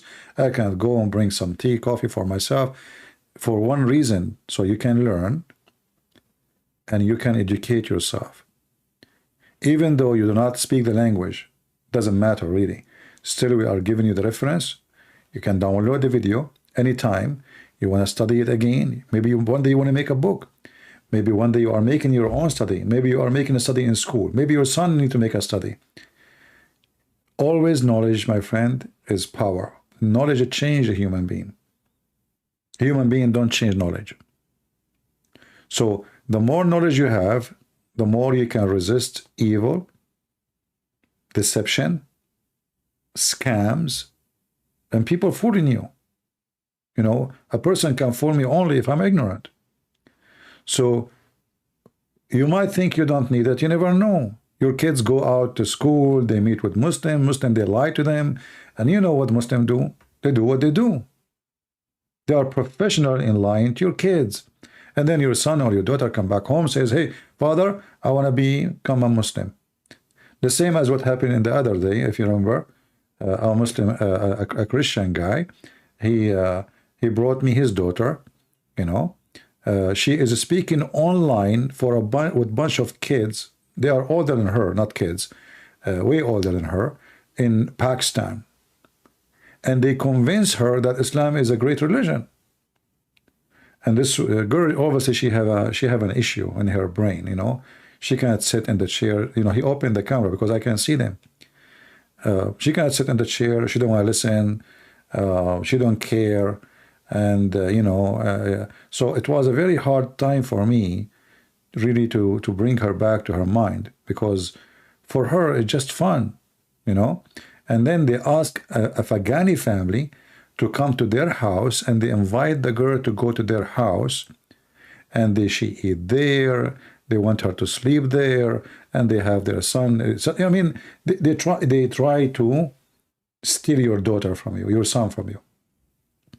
And that will happen only when the family and the parents are a bunch of ignorant. If you take care of your kids, if you speak to them, they are talking to who? Speaking to who? Who's speaking to them? This is why those apps in the phones are very dangerous. Especially if the one who people talking to is ignorant, a teenage. You don't know what your kids do with the phone. You don't know who is talking to them. You do not know what they are going to go through. So one of you, he just give his phone, his son or his daughter a phone. He's just being stupid.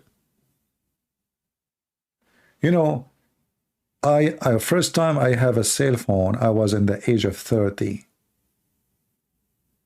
Not 3 years old.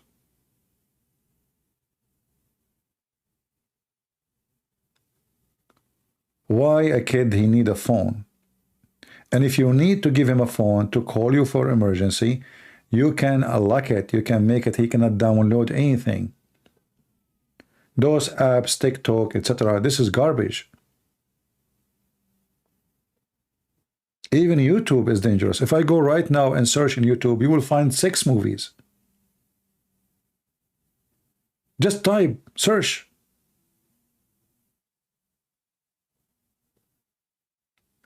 So you need to be careful what we are sharing with you now.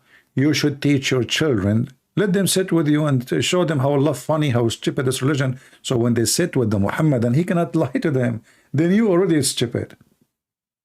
Flying carpet, Gog and Magog, there's a dam. And the dam, if we go to the Quran, let us take a break from that page we are reading. If we go to the Quran, you will see that this dam Zulqarnain, he built it from iron. You know, we are talking about a dam supposedly built in the time of Alexander the Great. And this dam is built from iron. How this dam is going to stop those Gog and Magog until the day of judgment? Few years, the dam will collapse. Especially he made it of iron and he did not paint it.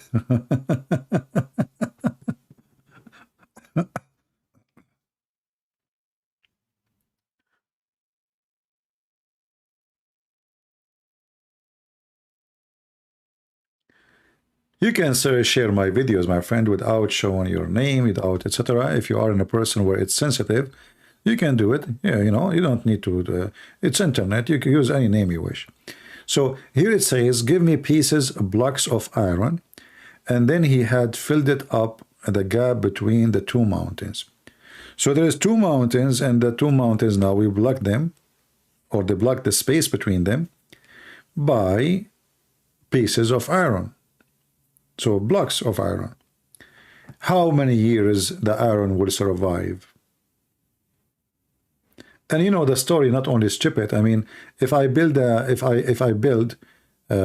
us find the picture so we can just, you know, describe it as it is. As you see in the Quran, everything we are showing you is from their books. So chapter 18, verse number 96. Obviously, there's two mountains.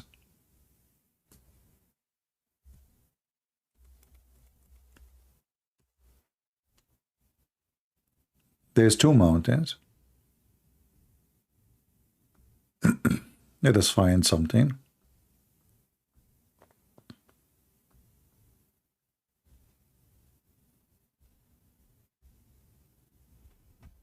I mean, there's a lot of pictures actually, you know, but we will find something more will suit the Muslims. Muslim will like it more. Let us see.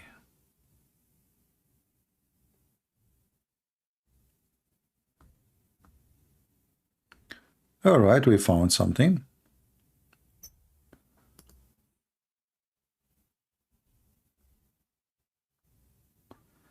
Let us put it for you in the screen. This one is perfect. Let us see, where is the picture? Okay, here we go. So there is two mountains in front of us. All right, in the desert, wherever Zulqarnain he was. In fact, when the Quran says that there is nothing covering them, that's because they are supposedly in Africa, not in the North Pole, as some Muslims they say in today.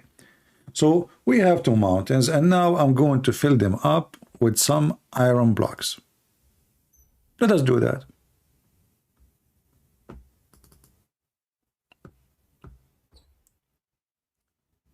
I mean, all of you are smart. You do not need me to explain to you much, but just we will do it for the sake of fun.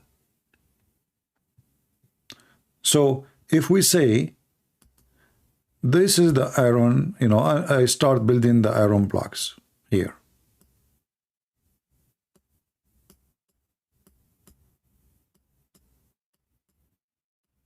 And now the wall is being built.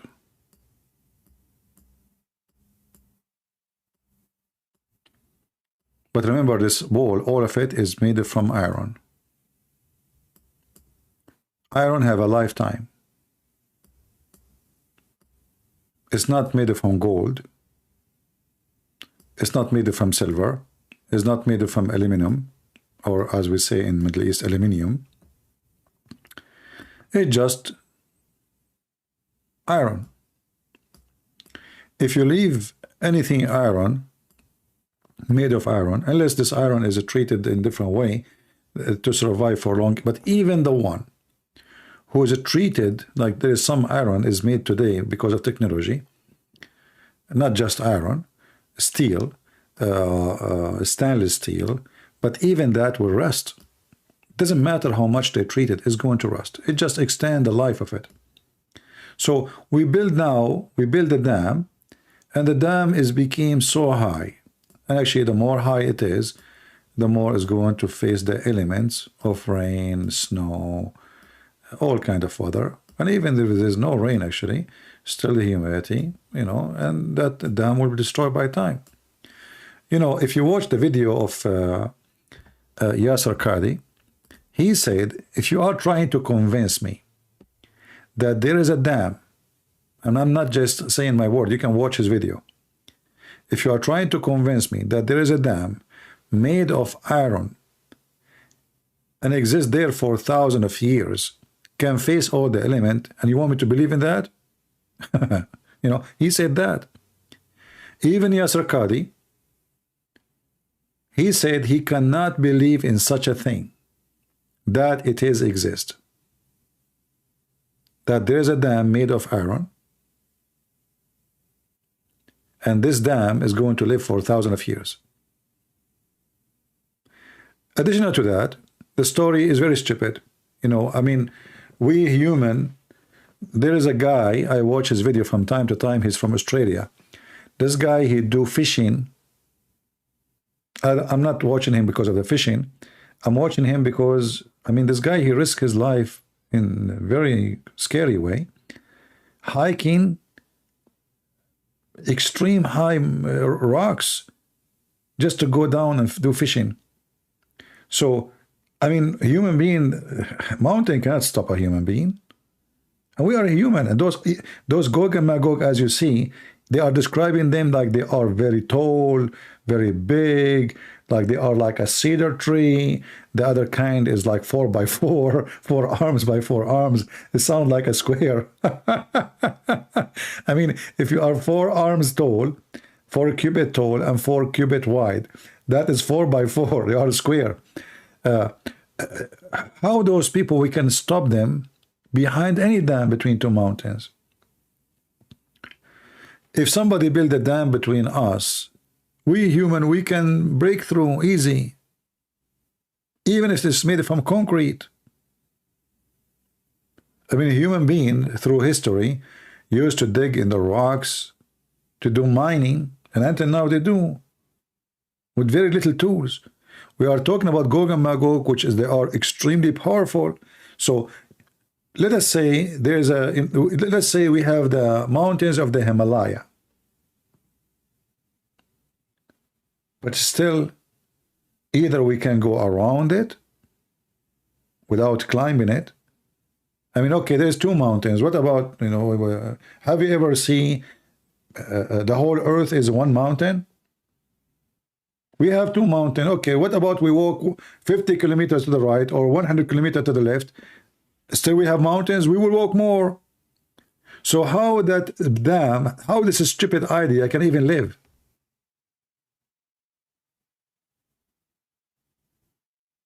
Do you understand what I'm saying? How somebody have a brain can accept such an idea? Okay, we have a dam and we have 2 mountains, but just walk around it.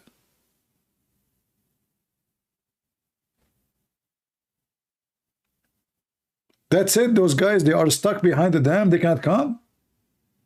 So now they cannot, and according to Muhammad, they are digging in it. And not only that, Muhammad, he come with an idea that those Gog and Magog, let me blacken the screen with the color so you can get what I'm saying. So I'm going to color it all now with the black. So now those Gog and Magog, they are behind the dam, right?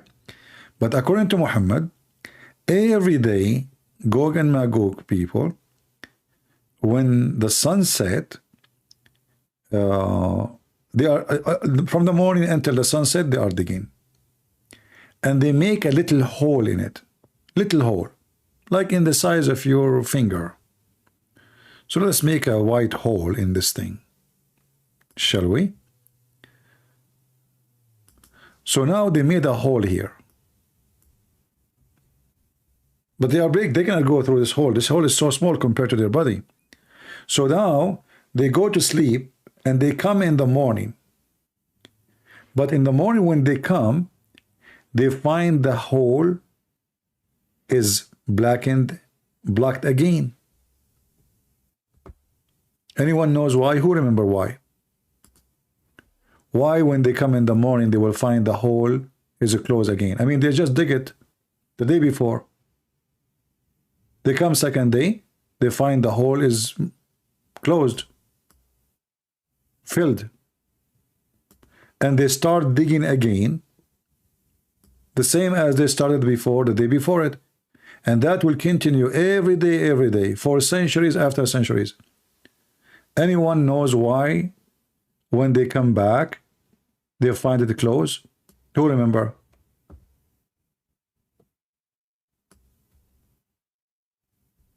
Who of you remember? Because, thank you, BB. BB, you know what? I'm going to make an admin. Because already you did give me answers many times. Here we go. I will make this guy. I don't even know him. But I remember last time, twice already, he gave the correct answer. So BB, you become an admin. Each time they go, they forgot to say inshallah. So Allah block it.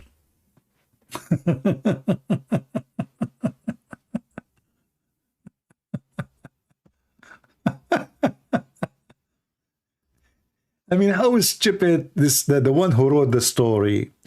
How is stupid the one who spread the story? How is stupid is the one who believe in the story? So those people, they dig all day, century after century, thousand after thousand of years, and then they forgot to say inshallah.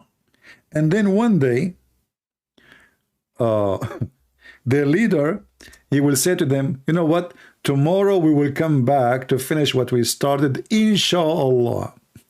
And then when they say that, the day of after that, they come in the morning, they find that the hole is not closed. Look at this. Every day they dig and they forgot to say inshallah. Do you see what happened to you when you forget to? Do you remember when I told when Mimi Hijab, you know, he claimed he wanna can debate me, and I asked him, how come you never said inshallah? Maybe for you because you do not know what that means for Muslims. I'm getting him busted. The guy, he never said inshallah. And based on Muhammad, anything you do, you don't say inshallah, you will not accomplish it. And this is the hadith in front of us. Gog and Magog, Muhammad, he said, the messenger of Allah, he said, Allah pray on him and salute him, sallallahu alaihi wasallam. Gog and Magog, people dig every day until when they can almost see the rays of the sun. And this is telling us another stupid story, by the way. That means the sun is always from one side. The sun is not from their side. And then the one in charge, look, they have a boss, supervisor, makes sense, organize people. One in charge of them, he say, go back and we will dig tomorrow. When Allah, and then Allah, he put it back. Like, what the heck? Look, he told them, we will come back tomorrow. What Allah he do? Oh boy, don't play with Allah. I'm telling you, Allah is messed up. He closed it. He closed it. They come the second day. They dig, they dig, they dig, they dig, they dig, they dig. You know, here we go. They saw the ray of the sun. And now their boss will say to them exactly the same word. And here you ask yourself, I mean, what's wrong with those people? Don't they notice that they are digging every day and it's closed every day? I mean, how that work? Imagine I go and I dig in a wall, and then I come back in the morning. I did not notice that somebody closed it.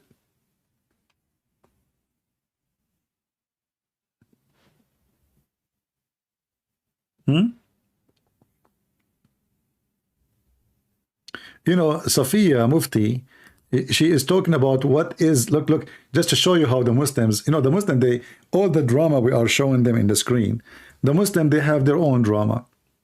So Sadia Mufti is worried. Look, Muslims, they are intellectual. Muslims, they are intellectual. I mean, for sure, who is smart in this world beside Muslims? Nobody. They are the smartest people in the world. So look what the Sadia Mufti says. The one who are saying believe in Jesus just mentioned how both versions, Old and New Testament, were false. So how much intellectual consistency? My friend, the consistency is where Gog and Magog, they are behind the dam. I mean, come on, here the consistency. Like, so we have where the sun set in murky water. We have the sperm coming from the backbone of the man. We have the women have a sperm coming from her ribs. We have ice coming from mountains in heaven. Here is consistency, you know. And a woman, Muslim woman, she is talking about what? And the stupid you, don't you know that your stupid Quran agree with both the Old Testament and the New Testament? Let me get you busted. You're a potato like your prophet. Here we go. Isn't it this? Let me take a screenshot of my painting, because we will go back to Gog and Magog and enjoy the rest of the story, man. Okay. Let us go to your stupid Quran. And let us move. This is drawing from on the screen. This is your stupid Quran, confirming the book is with us. And the stupid you, Muhammadan, you keep attacking the Bible. So who is the stupid of you? You, your prophet, or your God? Huh? I want to know, who of you is the fraud? This is the Quran, chapter 2, verse number 89. It says, and when they come to them, the Jews, a book from the Quran, from Allah, confirming what is with them. You see, one of the funny things about the Muhammadan, they are deaf when they want, but they can hear the fart even if it is the fart of Satan. By the way, the only people in the world who can hear the fart of Satan is the Muslims. And the only one who Shaitan fart when they pray is Muslims. Shaitan don't fart when the Buddhists they pray, Hindus, Christians, Jews, nobody. Only when Muslims they pray, Shaitan, he gave them the respect they deserve. The Prophet, he said, when a Muslim, he called for a prayer, Shaitan fart. And you know what? I have a full understanding why he's doing that. Because those people, they have a brain of farting. I mean, look who's talking about. I mean, we are showing them stupid stories, fiction stories, flying carpet, Ring of Solomon, Solomon penis, Shaitan sleeping with the wives of Solomon. The wife of Solomon, she killed Shaitan by her high heels. I mean, have you ever heard of a woman, she killed Shaitan by high heels? Oh, sorry, the king, he is no, he's a king, sorry, not Shaitan, but he is an evil person. And she is a daughter, half genie, half a human. You know, I'm going to look for a woman like that. If there is any woman of you is half genie, half a human, please contact me. So I can be protected. You know, she can kill anyone with her high heels. I mean, we have to think about it carefully. If you know, we have to be honest here, by the way. I mean, think about it. You know, people, they try to deny things, facts. You know, let's talk about facts. A king, he come with his army.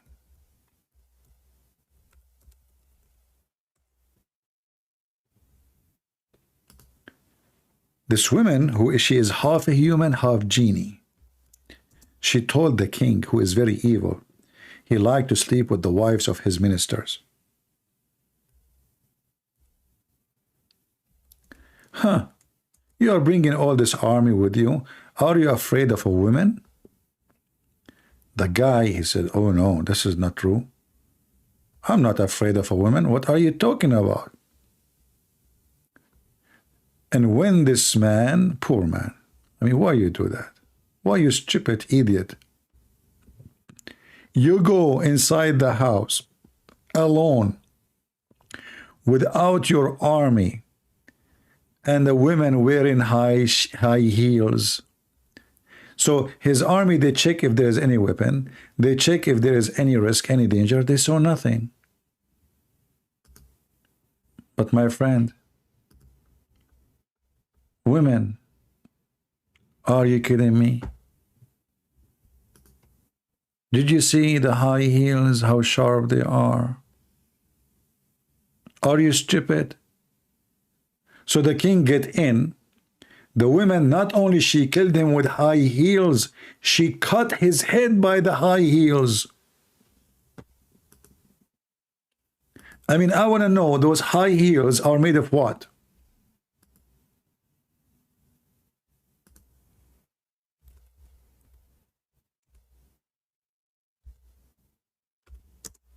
She cut the guy's head with her shoes.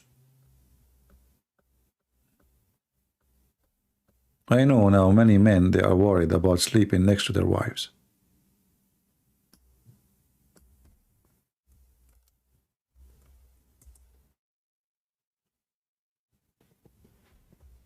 She can kill you. You are at risk.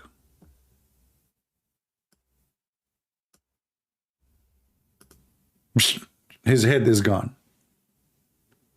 I'm telling you, this is why the best thing to do is to be single these days. I mean, those women, they are like sharp nails, sharp shoes. I mean, everything about them sharp. And men, they are stupid these days. You know, the woman, she come to him, she says, you know, she said 2 words for him. He's okay, women, you know, do you know what you are doing? You are destroying your future. That's it. You have no idea what you did to yourself. Unbelievable.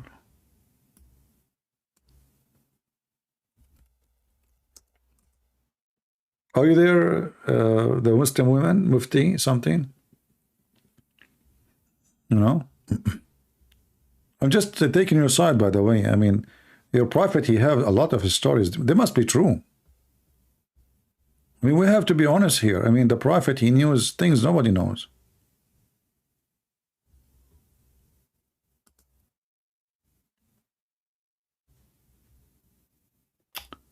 I don't know. I mean, why you open this topic now? I'm scared to continue now. I need to see a therapist. I'm really worried. Look, and there's many women here in the chat. What if one of them, she come to me from the middle of nowhere now? Like they knock at my door and like boom, you know, and you know, they put nails in there, you know. Or you know, like somebody sent me a Christmas gift. I opened the gift, I found like fingers and nails coming from it. Like yeah, you know, you don't mess with women. And the funny Muhammad, he have 13 of them wives beside the slaves.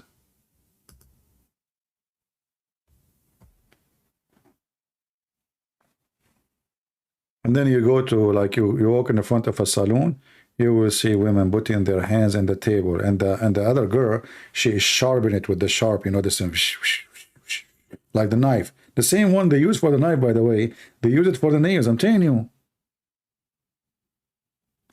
So they have high heels, and if you don't believe me, call me and I will show you the story. I will make you read the story about how she killed the guy with her shoes. She cut his head. You cannot trust women. Even if they say to you, you have no weapon. You know, they have no idea what they can do.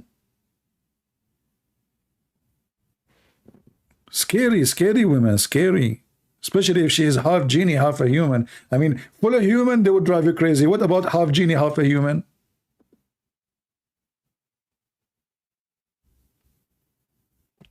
Just think about it, but not too much. Because if you think about it too much, you will leave Islam. Don't do that, brother. Don't you want to go to heaven and the virgin's waiting for you and they are see-through? Don't you want to go to the heaven and women, they jump over you and they want to eat you alive? And each time you have orgasm is going to be 70 years orgasm. I mean, can you imagine this guy is stuck with numbers? 70 years, 70s, 40, for 70 years, or if the orgasm alone is 70 years, the sex is how long? So 70 years, people come, people go to the moon, people come from 7 galaxy, and still you are having orgasm. 70 years. And by the way, if 70 years for just for the orgasm, and you have 72 women at least, when the turn for the women who you just have sex with her will come back?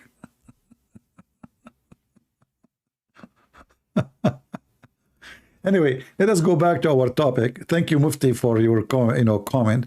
It was, a blessing from Allah. I think Allah is using your brain to defeat us. Smash Allah, you are the best. Forget about the rest. But take my advice, don't get married. Unless you marry Abdul, you will be suitable to both each other. You believe in the flying carpet. You believe that Shaitan, he wrapped himself around the penis of your husband. If you don't say a prayer, imagine now you are going to have sex. The wife, she have no panty. And now the Abdul, Bismillahirrahmanirrahim. A'udhu billahi min as-saytanir lazim. أعوذ بالله أعيذ بداود من أودكتنا في النديم. And by the time you finish, the woman, she sleeps snoring. Now you want to pray to Allah. Otherwise, Shaitan will wrap himself around your penis, and he will be doing your wife with you, and then the baby will be his. Be honest with me, Muslims. Actually, this story reminds me of something stupid happened. A Muslim guy, he kept coming to a Christian chat room. They are Egyptian. So he take the microphone, he says to them, you Christians are the sons of Shaitan. Those Christians do not know what he's talking about, really. I mean, but I know what he meant by when they say to you, son of Shaitan, you might think that he is like just insulting. No. They believe that if you don't say the certain prayer Muhammad, he said, Shaitan will be sleeping with your wife, and those sons will be his son. Because you're a Christian, you're not praying like a Muslim. And you have to say certain prayer, which means not only the normal prayer you pray, no. You have to say certain prayer, before you have sex. Otherwise, Shaitan will be wrapping himself around your penis, and he will be doing the wife with you. Excuse my language. So the admin there, he said to me, can you please just, I wouldn't know what to say to him. I mean, he's annoying. He keeps saying the same. So I took the microphone and I said, is this hadith you are quoting for us? This is the hadith, right? You are quoting the hadith where the Prophet said that if one of you who don't pray, Shaitan will share with him his wife, and the children will be his children. He said, yes, this is the hadith, and this is why you Christians are sons of Shaitan. I said, are you sure that this hadith is very authentic? He said, yes, I'm sure it is authentic. I said, I took the microphone. It was Paltalk. Paltalk, you cannot talk at the same time, both of you. It's not Skype.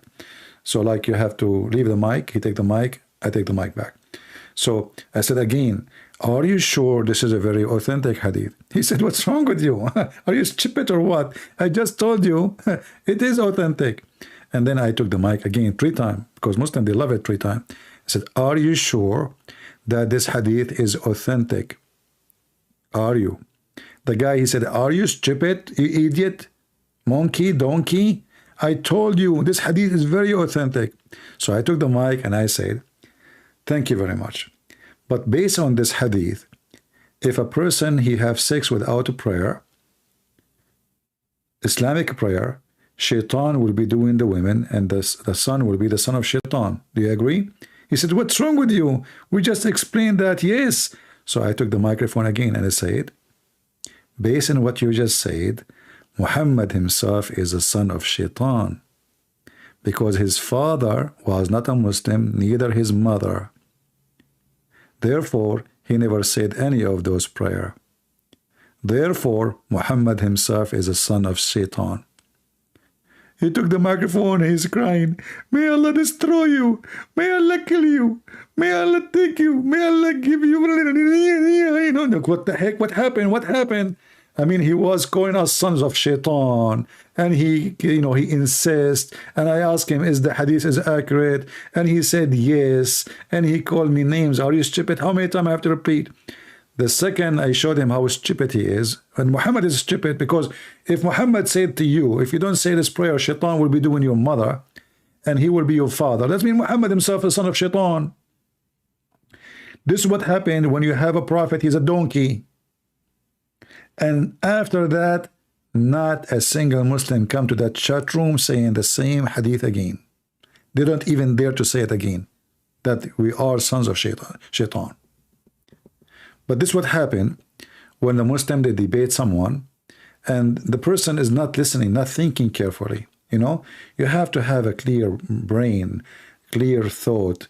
Listen carefully what the Abdul is saying and put some oil in it and fry it and see how it's going to taste. Fry them with their own statement. And that's why they don't dare to call me. Look, my Skype is open for how long? Not a single Muslim dare to call. Because they knew I fried them from their own oil. We go back to Abdul. I mean the dam.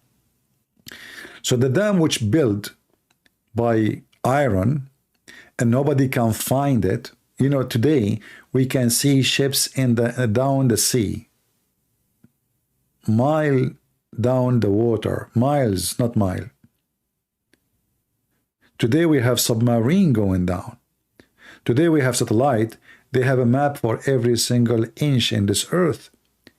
We cannot find the dam, which Muslim cannot say it's buried, because if it's buried, that's mean Gog and Magog, they can go pass over it.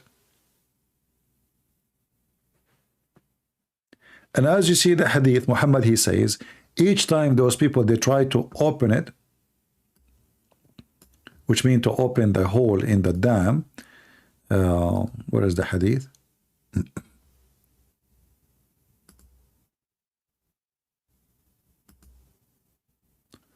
Hey, what happened to the hadith? Didn't we open it? I think we open it. Okay, hold on. Let us see.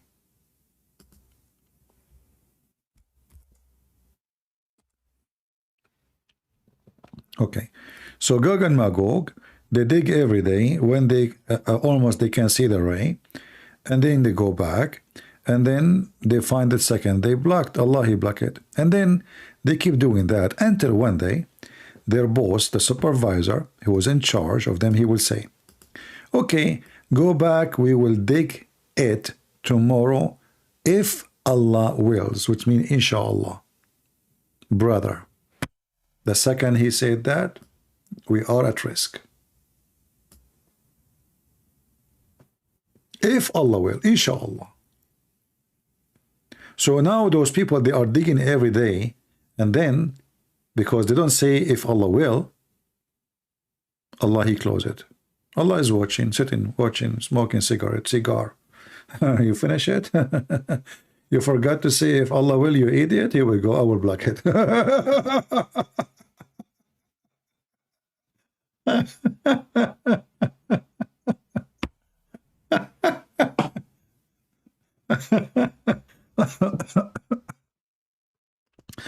You know what Allah remind me of?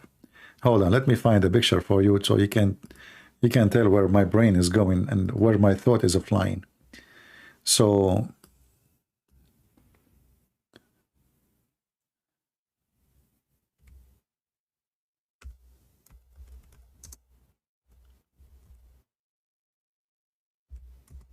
you know the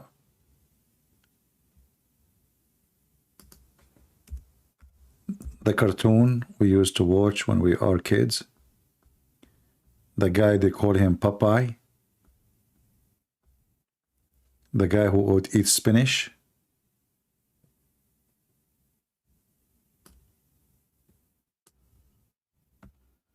You know what I'm talking about? Who remember Popeye? The guy who eats spinach. And I remember, you know, I told my mom, make more spinach, make more spinach. Come on, are you making spinach tomorrow? You know, yeah, we want to eat spinach because Popeye, we want to be having muscles, and they appear suddenly. You know, like you eat it, and then the muscles, they will come right away. However, I am not interested now in the muscles of Popeye. I am interested in his cigar because he sounds like Allah.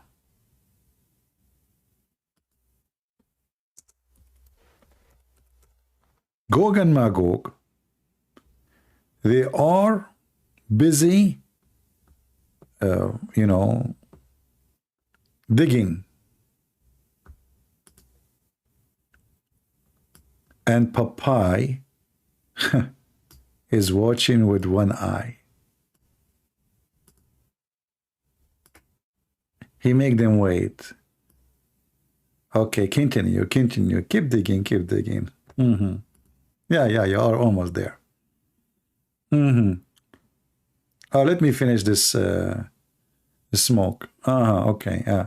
And then those Gog and Magog, they see the ray of the sun, and now they come back tomorrow, or the day after they will come back.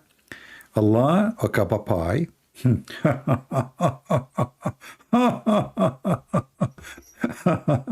They forgot to say inshallah. So now I will block it again. And Allah, he eat his Spanish and he finish it, block it. It took them the whole day to open it, little hole. Popeye, aka Allah, he eat some spinach and he close it right away. Until one day, they say the word which Popeye like to hear, Spanish, spinach, or I mean, inshallah. And then Popeye said, now they are doing the right thing. Now I have to let them do it. And they will be able, brothers and sisters, to open the hole in the wall. So their supervisor, their leader, he will say, go back and we will dig it tomorrow if Allah will. So they will say, okay, inshallah. Then they will come back to it and it will be as they left it, which means Allah did not block it. Look. Subhanallah, Subhanallah, Subhanallah hummus, al-falafel. Science, the power of Allah. You say inshallah. This is why in the Middle East electricity never work. Transportation is stupid. I mean, even Qatar, when they decide to build something, they brought the foreigners to build for them. Even Emirat, all the buildings they have is built either by rich companies, American companies, Indian companies, Korean companies. The Crown Prince of Saudi Arabia, he want to build a city in the desert. Who he hire? Did he hire the Arabian engineers? My cousins? No, my cousin once, he went to the movie. He came back. We asked him, hey, Hamad, his name is Hamad. Hey, Hamad, tell us, what is the movie? How is the movie, man? How is the movie? He said, hey, iskut. By the time the movie was finished, I finished saying, Assalamu alaikum. He watched nothing of the movie. He spent the time saying, Assalamu alaikum, shaking hands when I entered the theater. So, the king of Saudi Arabia want to build a city in the desert, which is a very stupid investment. As usual, they waste their money. Who is the one who will build it? The kuffar. The Korean. Anything they want to build, city, manufacture, anything. They have to hire the Korean, the Chinese, brother, South Korea, brother. They don't even know how to make a kimchi. I mean the Saudi. They need the Korean to tell them how to make kimchi. The contract is $500 billion. Man, look, hydrogen, the Saudi now, they are proud they have a hydrogen planet. But who is the one who built it? The Korean, brother. They want to build a city in the desert. Who is the one who built it? The Korean, brother.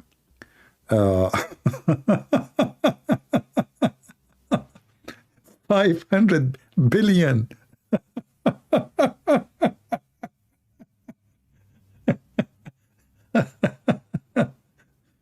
And you know, after they finish, trust me, they will say in the advertising, they will say, Saudi Arabia, the country of advance and technology. We said we will build it, and we did. But the truth is, not even 1 inch is done by them. Not even one. But anyway, later they will say they did it. This guy that would come is an idiot. I made a video about him. He went crying, and he, you know, because he was talking about reaction for the Quran science. How I know? I don't speak even good English. Suddenly, he don't speak good English.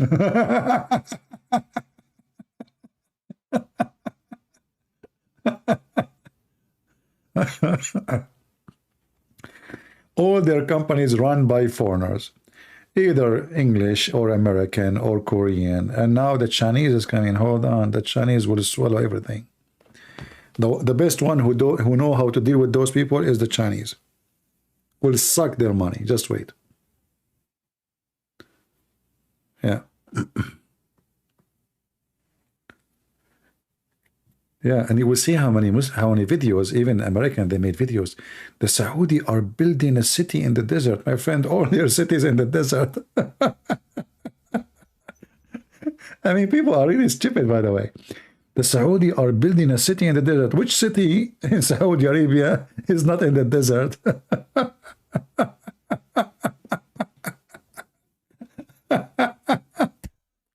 And you know, sometimes I think maybe you will not enjoy my company, because if you sit next to me and watching the news, you will die laughing. Anything they say, people they say, I find it so stupid. Even they are not Muslim, by the way. Like the Saudi are building a city in the city. You stupid idiot! All the cities of Saudi Arabia itself is a desert. You donkey! What do you mean? What is the big deal?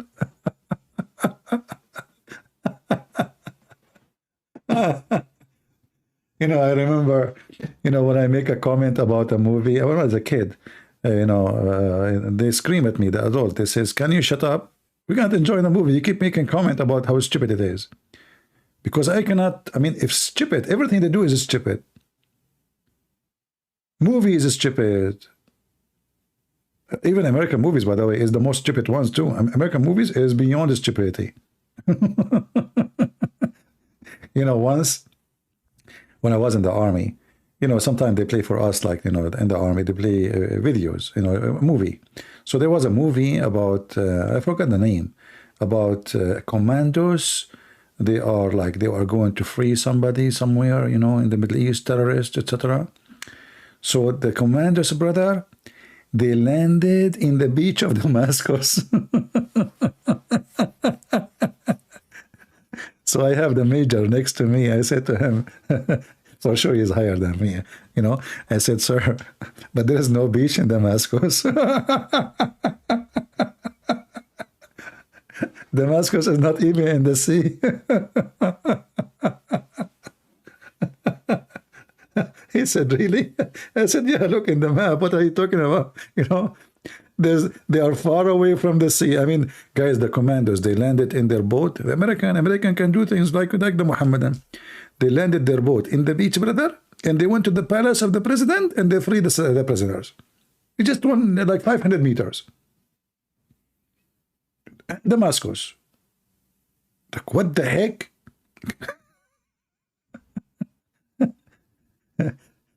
Sylvester Stallone, he was shot in the right shoulder in the previous scene. In the coming scene, he is wounded in the left shoulder.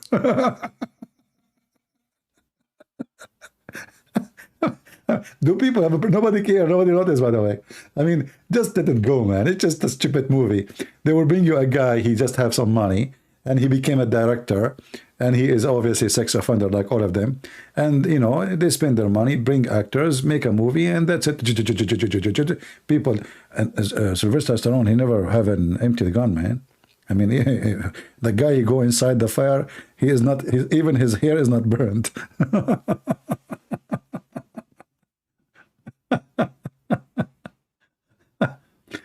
No, I'm not going to watch the Top Guns. I will change our topic, but just for fun. You see, there's some movies are comedy, so you accept that they are hilarious and they are being funny. But there's movies supposedly are serious ones, you know, and they are like trying to convince you. And not only that, sometimes they say to you, this movie is based in real story.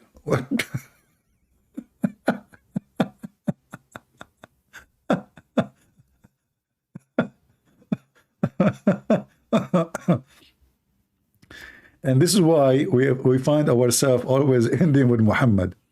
Brother, it's a real story.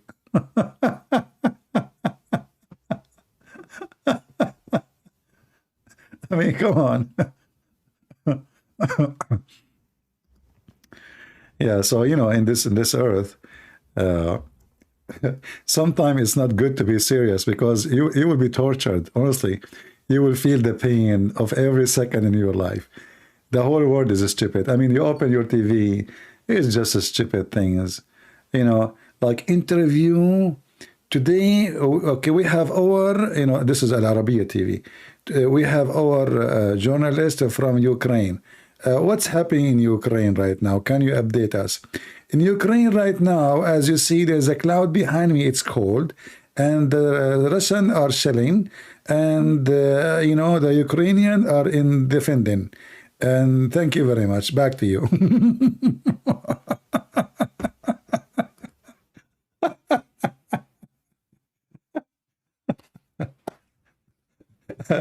I can't even watch the news. Oh boy. I mean, they send him there. He's getting salary for that, you know. It's cloudy, it's cold, and the Russians are shelling, and the Ukrainians are shooting back, and that's it. This is the news.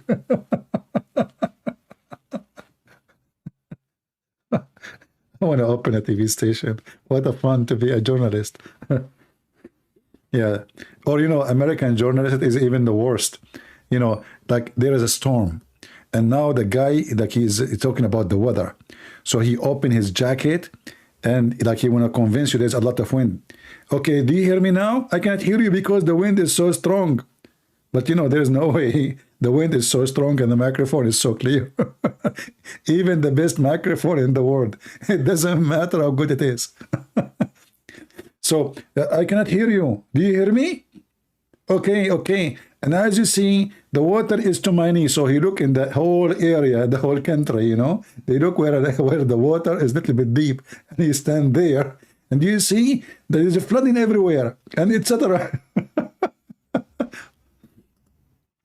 This is exactly about scam. You know, Muhammad is a scam, media is a scam, and news is a scam. They want people to. It's the whole point is how to attract the viewers. So you fabricate news. People like exciting news, not boring. So you have to make news. So the storm, destroy, etc. Blah blah blah. You know, and the one who lived in the town, he knew that none of this is true. All of this is garbage. It's not true. But they have to make a news. They have to create exciting news. Like if you go right now and type the word bombshell, Trump, bombshell, Hillary Clinton, bombshell, Obama. It's, my friend, YouTube is full of bombs. And when you hear the title, you think those people, they are gone in history. That's it. They're flying. They are dead. They are arrested, and nothing is happening. So the whole idea is how to attract people, to make them, you know, just driven with their excitement, you know, the cattle excitement. I saw a video. Let's change the topic. just to take a break from Muhammad and his stupidity. There is a group of people, they were doing a sport. I think it was Argentina. And they are running like maybe 20 of them, but they are like lining up because it's a walkway.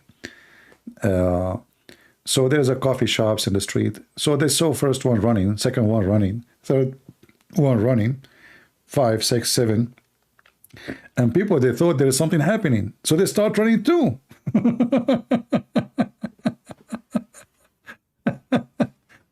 Those people, they are running, they are not wearing like sport clothes or anything. So they thought there is people are running because maybe somebody's shooting. People start running. Why? Nobody knows. You will see they are flipping the tables to go and run, they escape. The one is hiding. They forgot their phones in the floor. The phone dropped. They are running, but there's just a bunch of guys. They are running, doing sport. This is how a human being is. And, you know, those like Muhammad, they understand the nature of a human being, especially when you are uneducated. And those stories in a certain time, they were the most point of attraction, like fairy tale stories, flying carpet, you know, and people believe. Until now, there's people believe in this. I mean, we are in the year 2022, all right? Within 2 weeks from now, less than 2 weeks, we will be in the 23. And yet, there's people believe in what we see in front of us. So imagine how it is 1400 years ago. If today believe in such a garbage, today, after all the technology, after all the science, after people go to school and they have degrees and universities, they believe in such a garbage in front of you.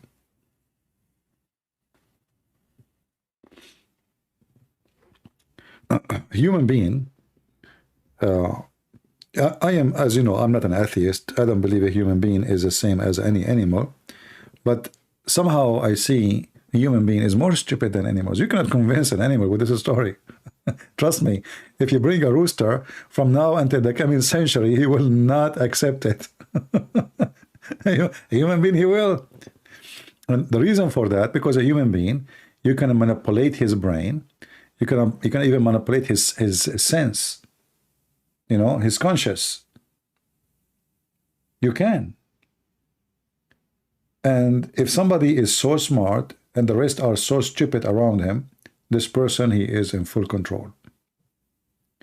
And this is what they do in all over in the world, in the media and the news, etc. Like, you know, when the Democrat, they want people not to vote for Trump. So Trump is racist. He hates black people. He is KKK. He is bigot. He is blah, blah, blah, blah, blah, blah. Same way, the Republican, they start making things, sometimes true, sometimes false about the Democrat. It's just a propaganda. And you as a citizen in any country, if you are not educated, you believe what they say to you on TV. You will notice, as an example, Erdogan, each time there's election, he want to go in war with Greece. Only in the election time. Before the election time, he starts threatening, he want to throw a rocket, or you know, you cannot play with us, we are Turkey. Suddenly he's so proud. Why? It's election time. So he want to get more support. He knew the stupid people are, they will support him when he say those things. Oh, the enemy is coming, you know. You have to scare them so they can run behind you. And the whole world is like this. But remember, those liars who keep saying, you know the story of the wolf, like there's a shepherd, he is just a joker. So first time he shouted, he says, wolves are coming, wolves are coming. The village came to help him. They found that he is just a joker. There's nothing. Second time he did it, the same. Again, the story have to go 3 times. Third time, a real wolf come. And he shout from all his heart. And nobody came to help. So there is a limit of how much you can abuse the stupidity of people. And there's always somebody, he might be smart between them, he will get you busted. So you have to be ready for that. Which means you will be busted anyway. But it might take some time. It might be so fast. But you will be busted. The second you are a fraud, somebody is going to get you busted. It doesn't matter how rich you get, how big you go, how powerful you are, you will be busted. Do we have any question? And as you see, those stories Muhammad, he come with them. They are very funny, very stupid, and yeah. Look at the story in front of us, So here they dig, and then what they say, inshallah, and then they will come back, and then because they say inshallah, the secret word, the password, the hole will stay, and then the hole will get bigger and bigger, and then they will be able to go through, and then they will come, and they will drink all the water.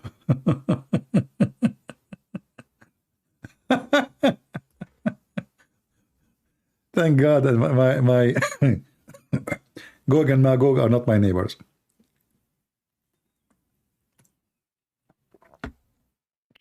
Somebody is saying, did you watch Throne Birds?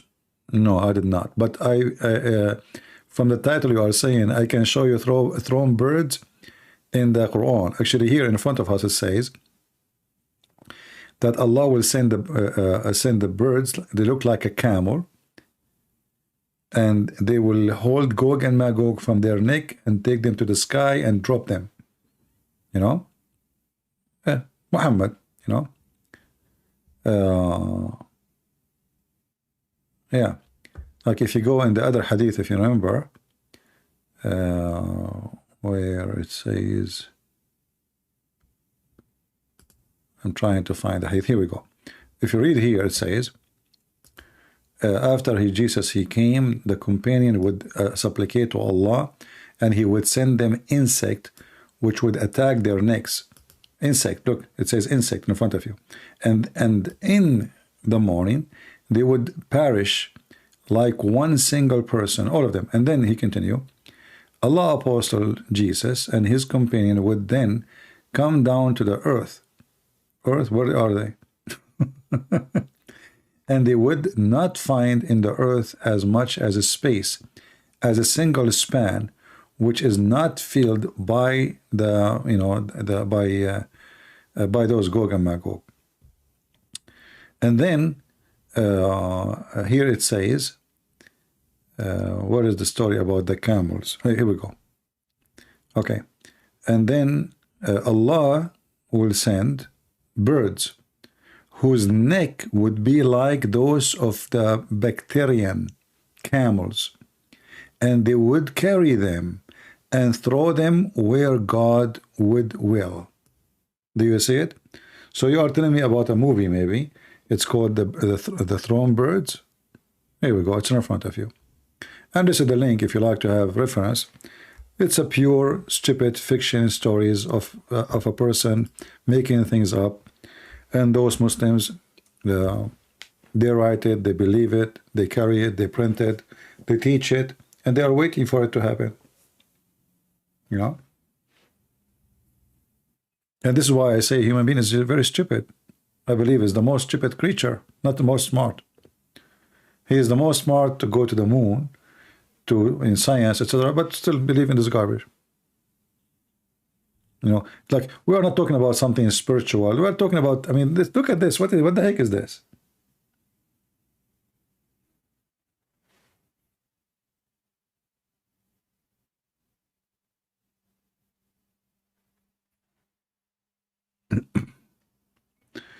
Do we have any Muhammadan here? Have anything to say?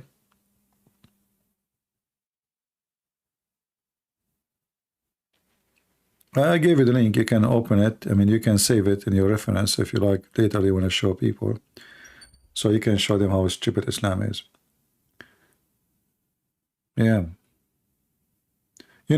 Like Saudi Arabia is desperate to buy a Patriot, and they paid a lot of money. Even Saddam Hussein, he threatened to shoot missiles at the Kaaba. But the Quran says in the chapter about the birds, the elephant chapter, that in that chapter there's a guy who is a Christian. He came with an army from Ethiopia, and he decided to destroy the Kaaba because he didn't want to build a church, according to the story. So Allah, he sent an army of birds. This guy, he came with his army and he have elephants with him.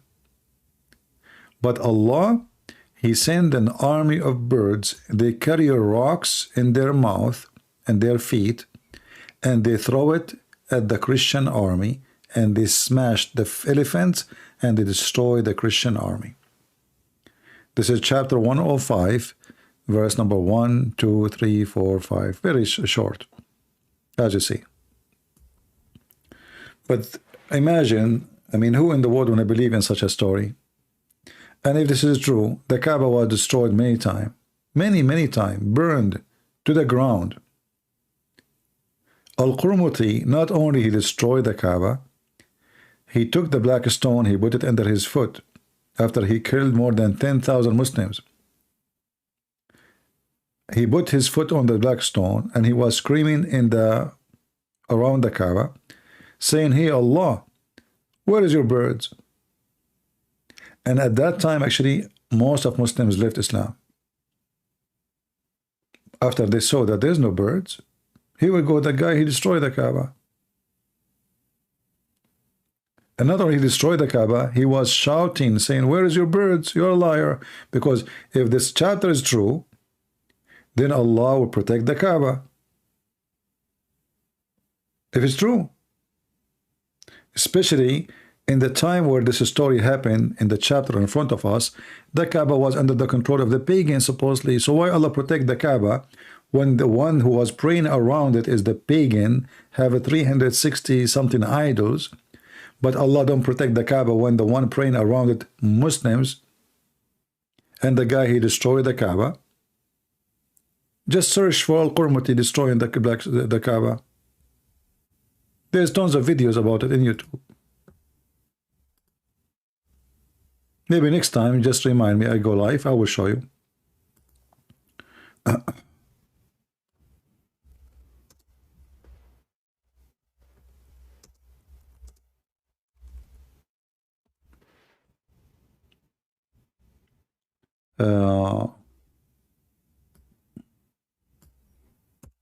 Let me see if I can find some videos in English.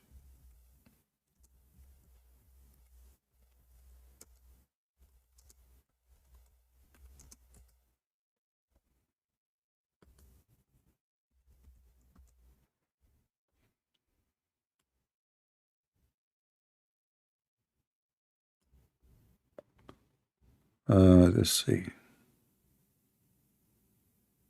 There we go. I just find you two, Abdul, talking about the Qaramita. Do you see the title? There's too many of them. No Muslim can deny it, you know. No Muslim can deny it. He destroyed the Kaaba. Here we go. This is a video, actually, I translated myself many times. I mean, many years ago. The Kaaba destroyed, and the Sheikh is talking. Black stone storing. And he used it as a bathroom stone for 40 years. Go watch it. Here we go. This is the title. It has subtitle. And this is a very well-known Muslim Sheikh speaking how Al-Qurmuti destroyed the Kaaba. And not only that, when the Muslims, they decide to take the stone back, they have to negotiate with him. They have to pay him. They have to pay him. He took it. And not only that, you know, the hadith says that when he took it, it was heavy and big. When they brought it back, it was so light. And the Muslims, they claim that the black stone, when it come back, it was light in the weight because it was happy to come back. But reality is they don't have a black stone. You know, there's no black stone. Let me search for the picture. And I mean, we mentioned that many times before.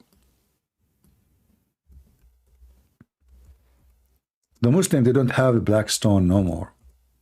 And this is additional proof that Muhammad is a fraud. Because Muhammad, he claimed that this is a black stone sent by Allah. And this stone is going to witness for Muslims until the day of judgment come, is going to have mouth and ears and tongue. and is going to witness for every Muslim who touch it or kiss it. But if you look with me, this is a picture published by Muslims. All the brown and the red you see, this is wax. The only place there is dark, you can see it, there's little tiny rocks. This is the black stone. There's no black stone. All of it is wax. They do maintenance to the wax almost every day. And this is why they have a lot of security around it, because people, they can use a knife to unblock those little rocks. And this is the only thing the Muslims have. They don't have a black stone. They say to you, we kiss the black stone. No. Here we go. This is one little tiny stone. Let me change the color. And again, this is additional proof that Muhammad is a fraud. Why Allah cannot protect a stone He sent? If it is the center of the earth, as they claim, a point where the Kaaba should be built, it's even Muhammad, he says it is the right hand of Allah. Look at them. There's nothing left. One stone. One.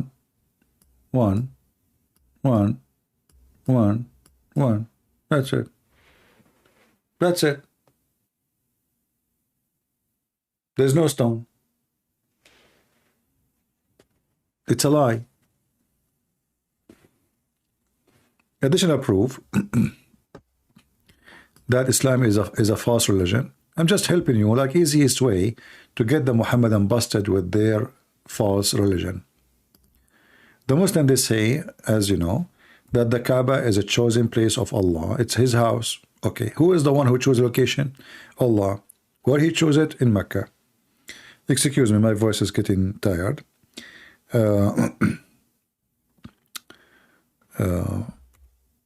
Look at this. Allah, He chose the location of the Kaaba. No problem. How the Muslim can explain this? The Kaaba for centuries and centuries was flooded by sewage. You know, Saudi Arabia don't have sewage. And the reason very simple. They don't have water. They don't have enough water. Sewage need water, you know, like you need to have a system. And so you didn't have, you know, they use something called bayyara. Bayyara is a shithole, excuse my language. You make a shithole in your backyard, and you know, now because they have, like we have technology of trucks, etc., a big truck come and suck the poo-poo and dump it in the desert. So each time little rain happen in Mecca, the Kaaba have the worst location in the town, where all the poo-poo and the dirty water and the mud will go there. So if Allah, He is the one who chose the location of the Kaaba, have you ever heard of any stupid God more than this? Who of you would like to have to build his house in an area is going to be flooded every time little rain happen? And not only that, when the flood happened, because at that time there's no cement, like now they have concrete roof, they have cement between the rocks. At that time, no, the whole Kaaba will collapse. The water will destroy it. And they have to rebuild it again.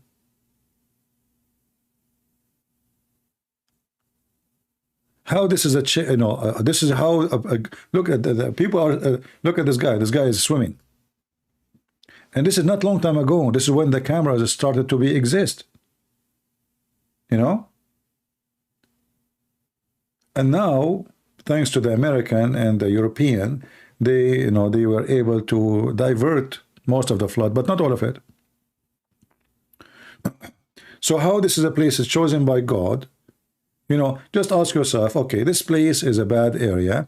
It is very low, and normal the flood will come to it. Can't Allah, He make a word statement, and the ground will go up?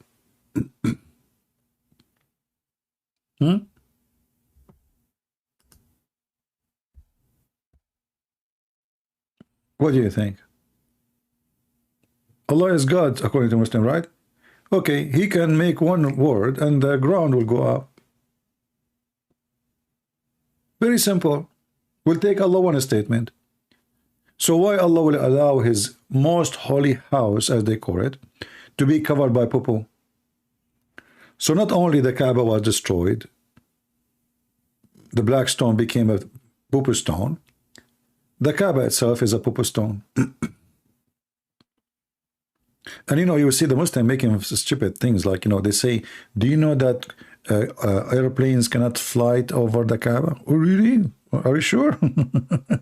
Do you know that birds, they cannot poop in the Kaaba? Really? Well, I can show you the poops of the birds all over. They go and they clean the poops of the birds every year, every week. Let us see.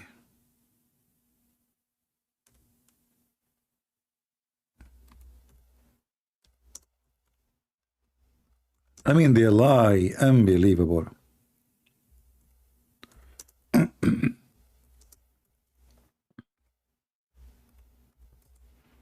A lying machine. Yeah, guys, do you know, brother? Do you know? Go and see how many videos. Do you know, brother, that birds, they don't poop on the Kaaba, brother? Look at this.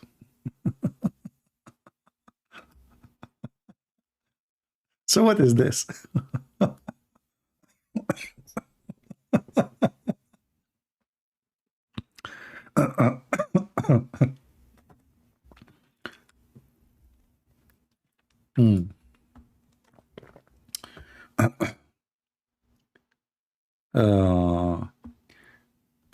We have Nawab mapping.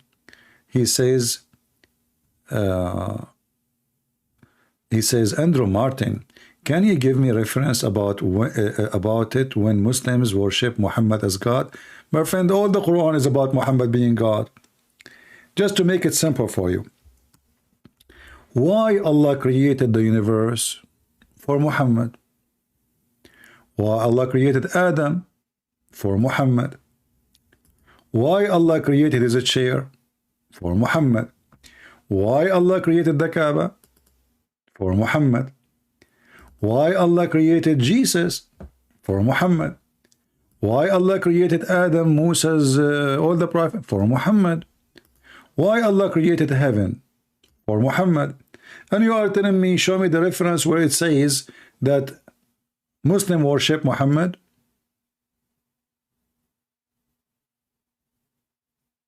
Even the chair of Allah, will not be exist if not Muhammad. Why Allah he created his throne? For Muhammad. Why Allah created his chair? For Muhammad. Why he created the pen? For Muhammad. Why he created the tablet? For Muhammad. And then the Muslim, he argues saying, we don't worship Muhammad. Well, as you see, Allah himself exists for the sake of Muhammad. And now you might say to me, give me the reference. Sure, here we go. Are you ready, brother? Here we go. This is a very authentic hadith. لولاك ما خلقت الأفلاك. Question, brothers, sisters, question. Is this hadith is accurate? Is it true that Allah will not create? Look, read the question, brother. Read the question. Amazing. Muslims don't believe in Muhammad as God. No, he's a servant of Allah. Is it a question? What is the respected ulama, which means scholars of the religion and Sharia, they say about this hadith? لولاك ما خلقت الأفلاك. لولاك, which means I did not create it, everything, you know, everything. So which book is this hadith? The answer. Look at the answer. Indeed, the Prophet of Allah sallallahu alayhi wasallam is the reason for the creation of Adam sallallahu alayhi wasallam in the universe. If the Prophet of Allah sallallahu alayhi wasallam, I mean, they can't even say the name of their Prophet without making Allah pray on him. This is what sallallahu alayhi wasallam means. If the Prophet sallallahu alayhi wasallam was not in existence, then the ars, the chair, The Arsh, the throne of Allah. Allah will not have a throne, man. Are you there? Allah will not have a throne, my friend. Allah will be sitting in the floor. Did I say floor? If not Muhammad, brother, Allah will be sitting in the floor. His ass will be on the floor, literally. Why Allah have a chair, brother? For the sake of Muhammad, brother. Why Allah he have a throne? For the sake of Muhammad, brother. Okay, what else? Lawh, which means the tablet. By the way, the only God who have a tablet is Allah. And this tablet, he put it between the two eyes of the angel Israfil. Man, thank God I am not Israfil. I will have a cross eyes if I try to look at what is between my eyes. I mean, Allah, he put, guys, listen to this. Allah, he put the lawh, which means the tablet, between the two eyes of Israfil. Why? Because he don't want him to see what is written there. Israfil, I have an idea. Have you ever heard of Amazon? Just buy a mirror, brother.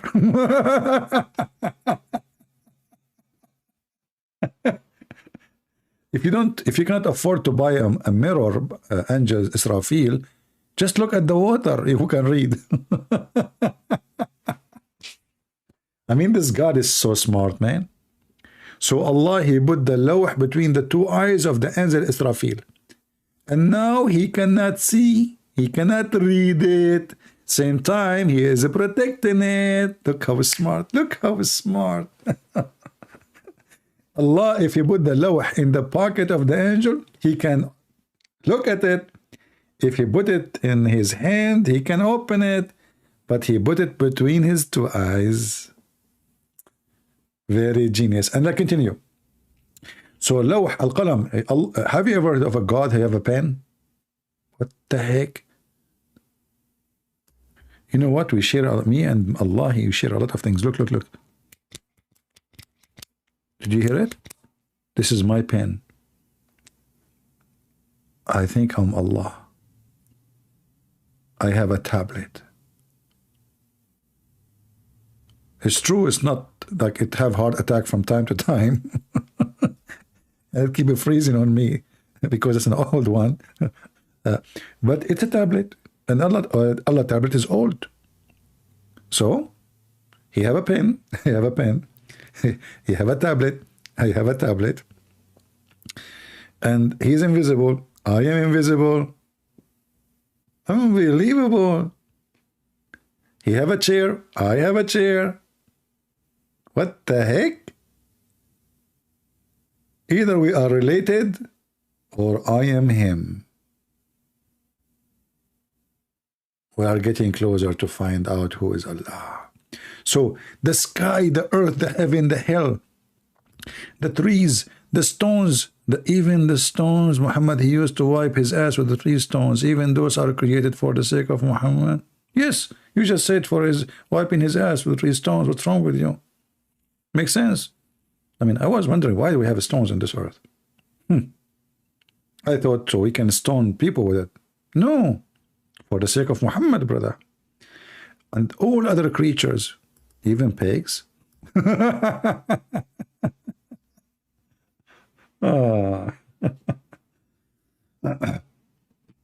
So when the Muhammadan, they try to deny, the imagination will go wild and fly. This is the most stupid religion ever. Christian, Muslim, please leave Islam. What do you mean Christian Muslims leave Islam?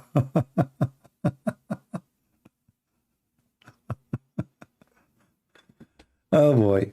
Well, you know, we are here for a while, and not even a single Muslim he called us, because they knew they are no match. They knew Islam is stupid. They knew whatever they say, they will be got busted and fried. And they say to us that Muhammad is just a messenger of Allah. And you know, brother, Allah, he sent verses for Muhammad because he is so horny.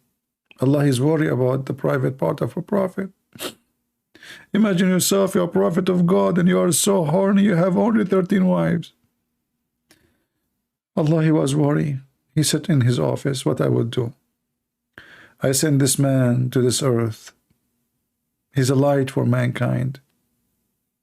His penis is light too. He have only 13 wives and couple of hundreds of sex slaves. But he still feel lonely. His penis is not happy. Look at his penis. It's going to the right, not to the left. That's wrong. I'm going to fix that. So Allah, he decide to make verses in the Quran to satisfy the penis desire of the Prophet, giving him a privilege. It's called the penis privilege. Any woman, she offer herself to the Prophet to F her as a privilege only. To the, look how beautiful. Look how beautiful. And you know, if you read the verses in the Quran, the same verse we are reading, talking about in Al-Ahzab, you will die laughing at how many women he can F. Look at this. Imagine there is a God, he sent his prophet to somebody, donation, you know, whatever.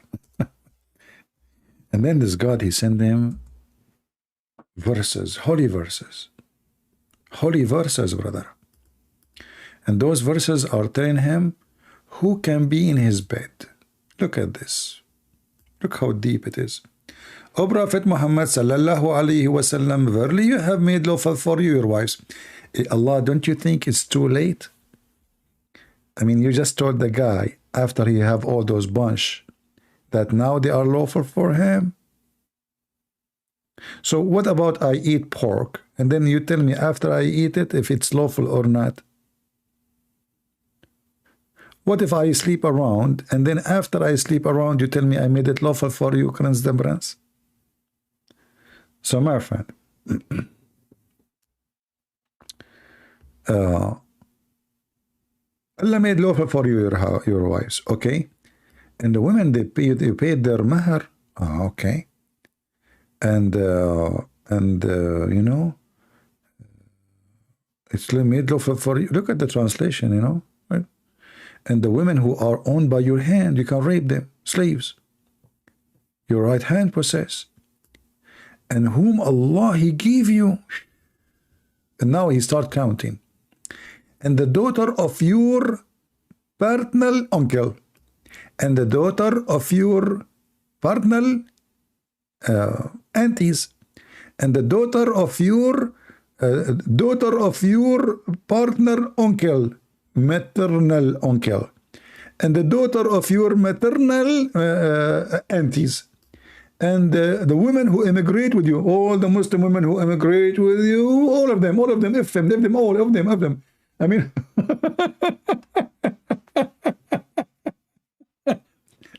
you know, imagine, guys, Moses is crossing the sea with the nation of Israel. And then God, he says to Moses, hey, Moses, all the women who they are crossing the sea with you, they are lawful for you. Every single one of them. Just do it, man. And this is only a privilege for you. And in the top of that, and I believe in women, she offer herself to the Prophet. Take me, baby. You know?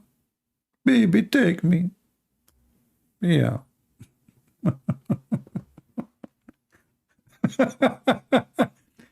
And this is a brother. And look, the Muslim is saying he wishes to marry her. What a liar. It says to F her, not to marry her. And look at the powerful word. Look at this. A privilege only for you.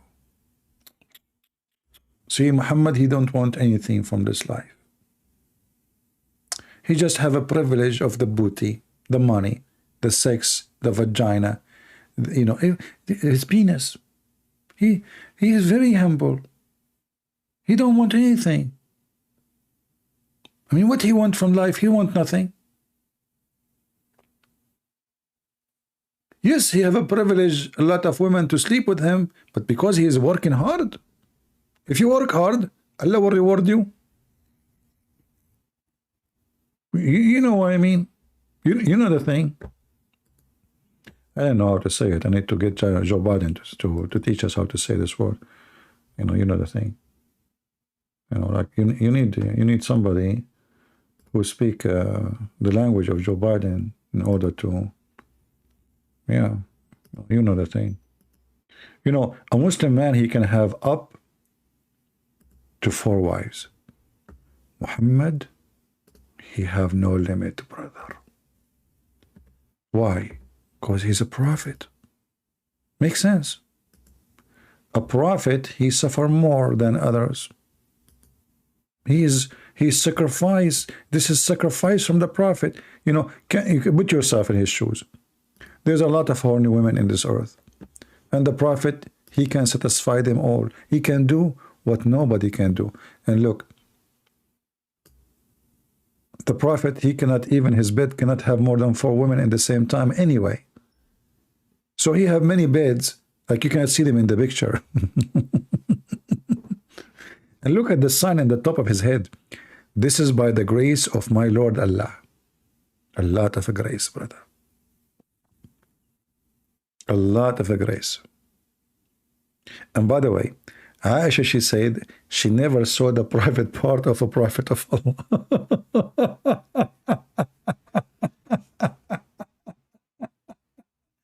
I like that.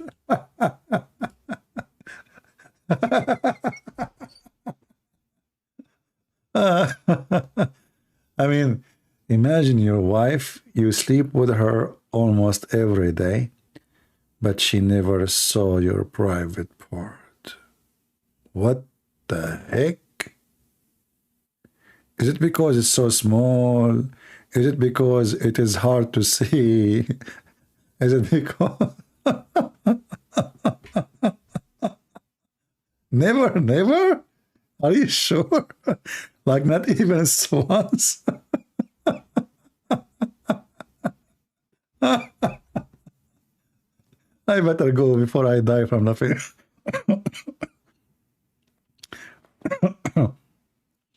My friend Money asked me about Paul. Maybe next time I go. I'm done for today. I don't want to look for reference for now. Yeah, but brother, this is all by the grace of my Lord Allah. I mean, Allah, you see his grace focus in vagina, money, you know, a privilege. This is the Lord, you know, Jesus, you know, he make blind see. Muhammad, he make you blind. Jesus, he resurrect people from death. Muhammad, he make you dead.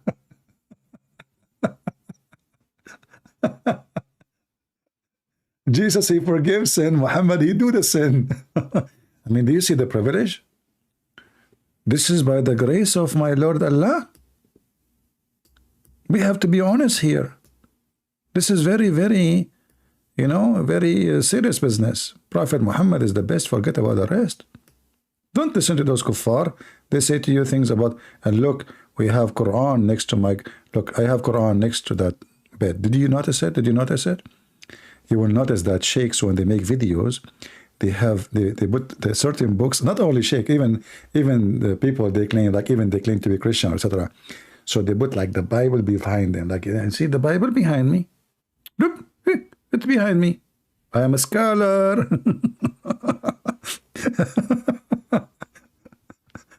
So, okay. So this is by the grace of my Lord Allah. And brother, did you notice how long the arm of Prophet Muhammad? It can capture the 4 in the between his 2 arms. He can extend his arms, by the way. His arms is so big, man. He can hug them all. 13, 14, 15. Look, his hand is coming. Maybe you did not notice in the picture. This is a real picture, by the way. This is not a drawing. This is real. Okay? I took it myself. Don't force me to swear by Allah. Do you see where his hand is coming? Can you do that? You cannot. Only Prophet of Allah can do that. Let's just be careful here, you know.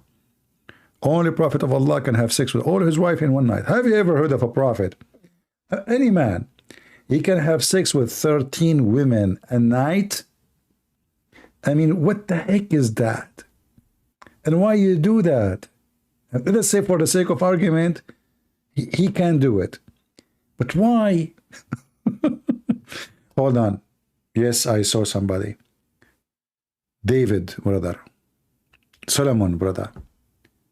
They decide to have sex with 100 female. Brother. And and what happened to him? He could not have a son. Why? Anyone remember why?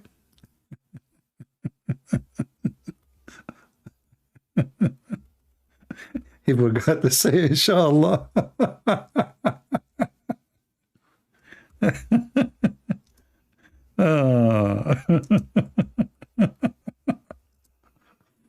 Unbelievable. I mean, you know, I find it very astonishing.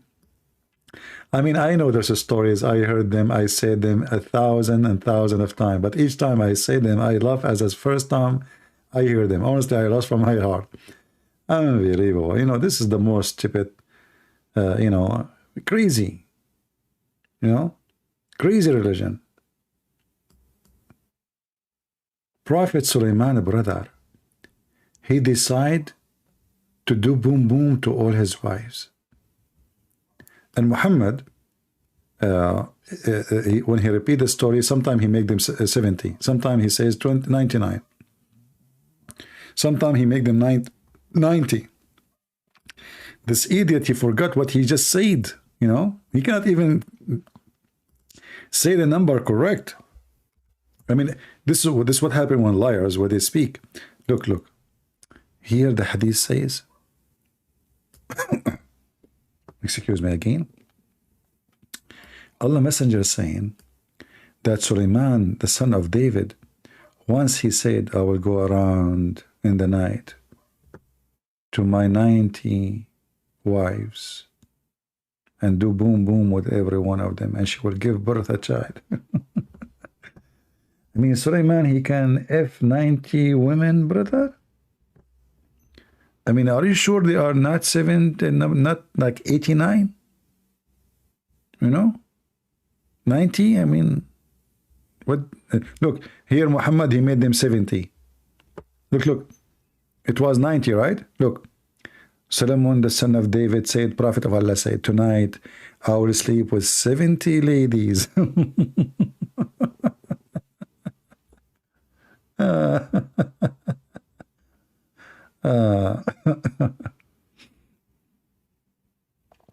Hey, money, you know, you can ask me tomorrow. I mean, what you are insisting right now? Are you a Muslim, money? If you are a Muslim, call me and I will make you read the reference. A challenge between me and you. You said that story of Paul going to Damascus can be found in Islamic source. And I told you, ask me next time I go live. But you are insisting. Maybe you are trying to challenge me. I like that. So if you are a Muslim, Mr. Money, do you like to call me and I will make you read the reference? I was going to leave, but I will not leave right now. I want to take a challenge from you. Do you want me to do that and you call and you read? My Skype is open. Are you there?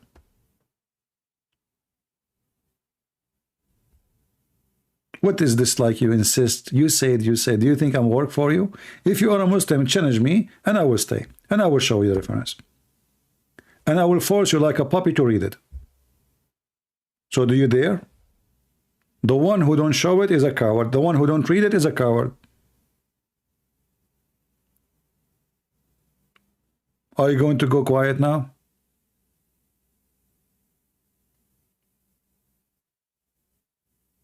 Why you are being silly and stupid? I come here almost every day. I stay for many hours. Already how many hours? I lost my voice. You said. As long I said, that's mean that the time you heard me saying that, that's mean I showed the reference. Because I never say. You are stupid. You are not seeking knowledge. As long you heard me saying that, that's mean I showed the reference. As you see, each time I say something, I show reference. So you are being stupid. And next time, if I say next time go on live on air, okay, ask me next time. Stupid. Anyway. So here you will see that he said 70 women. And here it is 90. Different hadith. Look, this one is 99. Different hadith is 100. Actually, this hadith says 100 or 99. Read it. Allah Apostle said, once Solomon, son of David, said, by Allah, tonight I will have sexual intercourse with 100 or, between two bracket, 99 women, each whom will give birth to a knight, mujahid, to do jihad, to fight for the cause of Allah. Look, Sulaiman is not horny. He don't want to F women because, no. Jihad. This is jihad intercourse. Solomon, he decided to fight for the sake of Allah using his penis. So he grabbed his penis. He said, okay, women, hello? Tell the ladies to take off their panties. I'm coming. I'm going to do jihad tonight. I'm going to F you all. And he forgot to say, inshallah. And by the morning, I will have 99 boys. Look, the guy is even sure that there will be boys. I mean, he aimed like, you know, like, not like us, you know, you shoot here, shoot there, it might be girl. No, there are 99 boys. He F 99 times, 99 by the morning, boys coming, you know, boy, where, you know, imagine you wake up in the morning and you find yourself, you have 99 sons and they are crying, need diapers. And look what happened, brother. After he F the 99 women or the 100 or 70 or 90, which Muhammad do not know, he keep repeating different numbers. He forgot, brother, to say inshallah. I mean, why you do that? You are a prophet of God. Why? Look. So he said, will give birth to a knight who will fight in Allah's cause. On that, i.e.,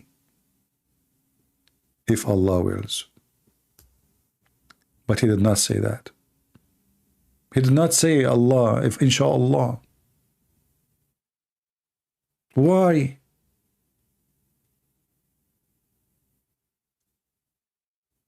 Why? You are a prophet of Allah.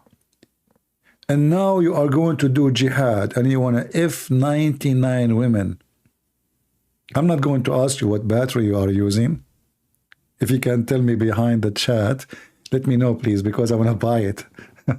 I mean, obviously, your battery never died. 99, man? Are you sure not 89? I mean, 99?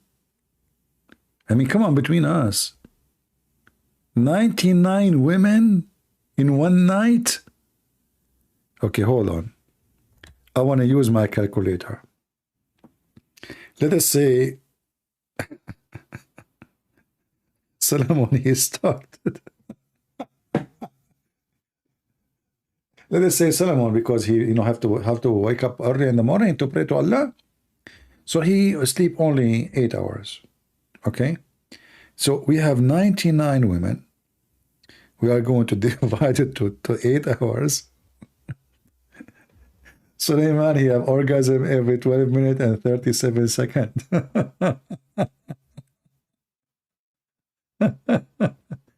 12 minutes.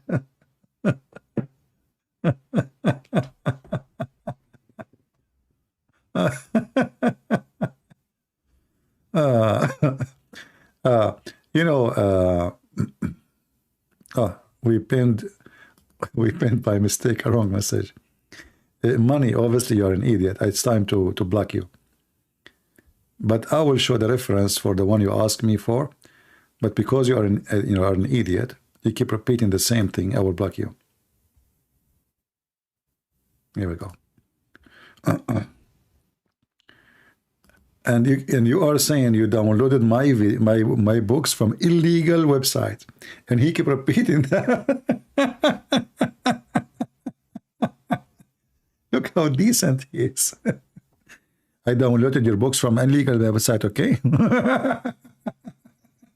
I mean, the guy is confessing his sin. He's a thief.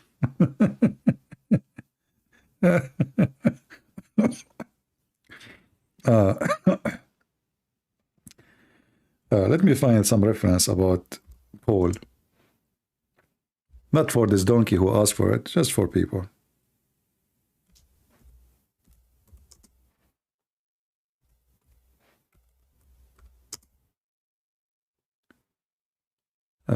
Let's see.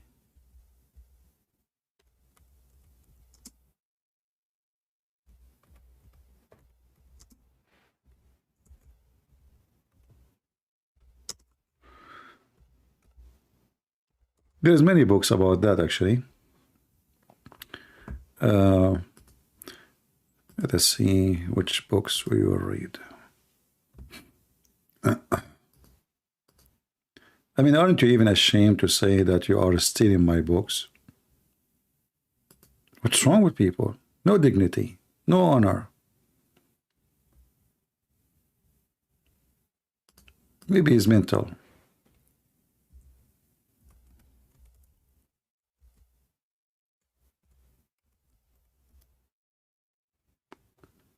Okay, let's see. We have tons of reference, not only 1 or 2 or 3 or 4 or 6 or 7 or 8. We have English. Let us see what we will read.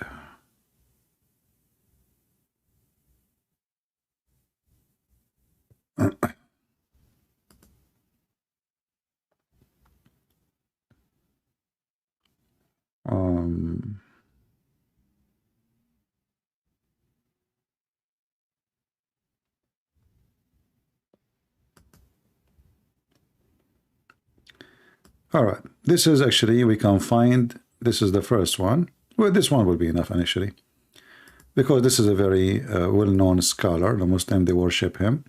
His name is Ibn Kathir.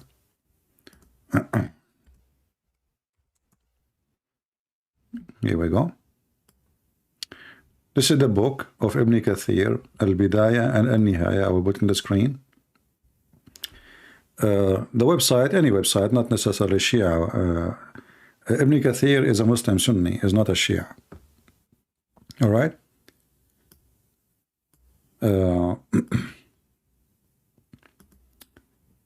Page number 119, volume number 2.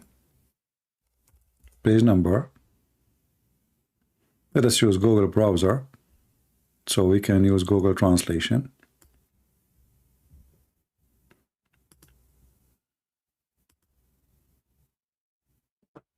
The beginning of and the end, Ibn Kathir, part number 2, page 119. And when Paul he heard that Christ, peace be upon him, had gone toward Damascus, he prepared his mule, and he went out to kill him. And then you will see the story later, where like he turned to be blind when he faced Jesus, and then he repented to Jesus, and Jesus healed him. So we can open here, or any book, the same, it's the same.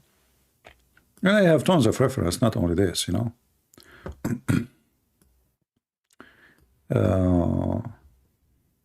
You see, you keep insisting, you're being stupid. I mean, why you do that to yourself? You're stupid people. So, ولما سمع بولس, and the Muslims, they say the name in a funny way, Boulos, not Boulos. أن المسيح عليه السلام قد توجه نحو دمشق, جهز بغله وخرج ليقتله فتلقاه عند كوكبة.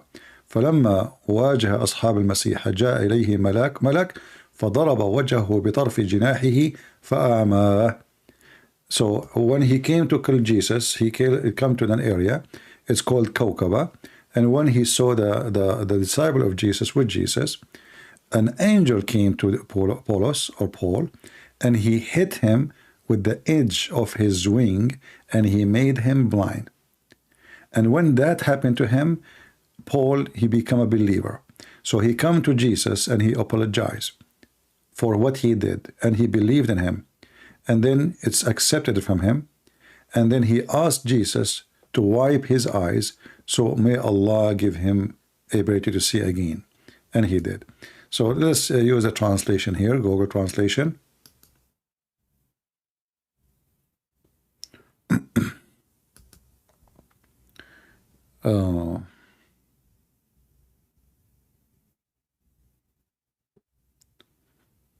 Let us see.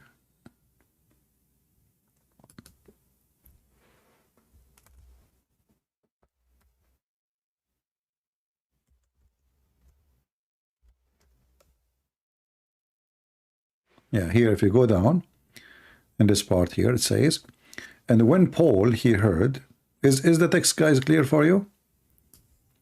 Is the text clear? You can read it clear, or I have to zoom more.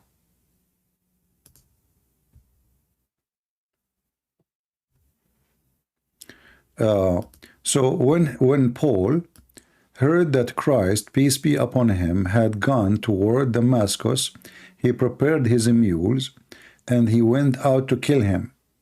And he met him in the area called Kaukaba. The translation is wrong. Kaukaba is coming from Kaukab, like a planet, but this is wrong. It's an area. When he faced the companion of Christ, the angel came to him, and he struck his face with the tip of his wings, blinding him. And when he saw that, he fell into his, his heart, believing in Christ. So he came to him and apologized for what he had done, and he believed in him. So it was accepted from him, which means to believe in Jesus. And he asked him to wipe his eyes so that God would restore his sight to him. Okay? And then Paul was a very faithful man, etc. And as you see, this is Ibn Kathir.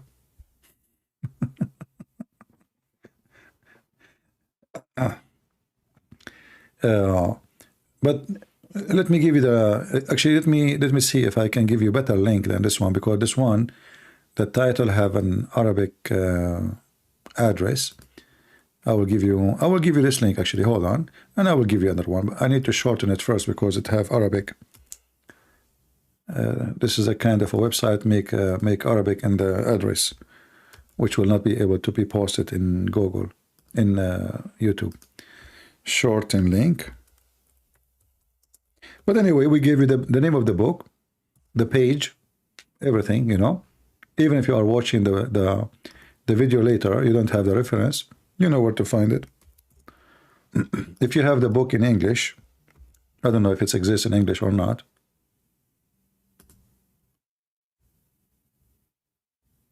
Okay, let me pause the link and tell me, guys, if it's working. I just shorten the link. Tell me, please, if it's working. If it's not, we will make another link.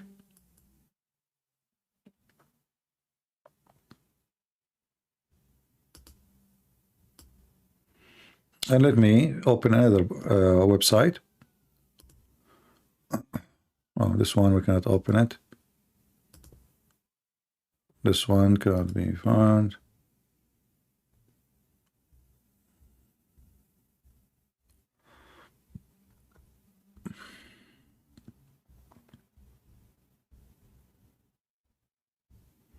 Well, this website, because some of them it says access denied. It worked? Okay, good. Save it and make a note. You know, you can make a note because, you know, when you operate data in Arabic, I don't know if you translate using Google Translation and you save it in favorite, does it open when you operate again in English? Still will open English? I'm not sure. You know, try it. I don't know, but always put a note. Put a note about why you are saving this page. Actually, this page have many things about Jesus and the disciple. Like here it's mentioning the disciple of Jesus. And actually here, you see how many times we hear the Muslim making fun of you, says, oh, or they say to you, how many times you heard the Muslim saying, only, it work only if you copy it. Okay, copy it, don't click on it. How many times you heard the Muslim saying that only Muhammad was sent for all mankind? Don't they say that? They do, right? In the beginning of the page here in front of me, in the book of Al-Bidayah and Al-Nihaya, volume number 2, page 119, it says that Isa, he asked his disciple to call people into worshiping God alone. And he sent each one of them to a group of people in one territory. in the mass in Syria, in the east, in the west. It's in front of you. And then when they woke up in the morning, they found each one of them speaking in different language. It's in the front of your eyes. This is Ibn Kathir. Let me use Google Translation again. Actually, this is a very important web, page. You need to save. Here it says, let us see.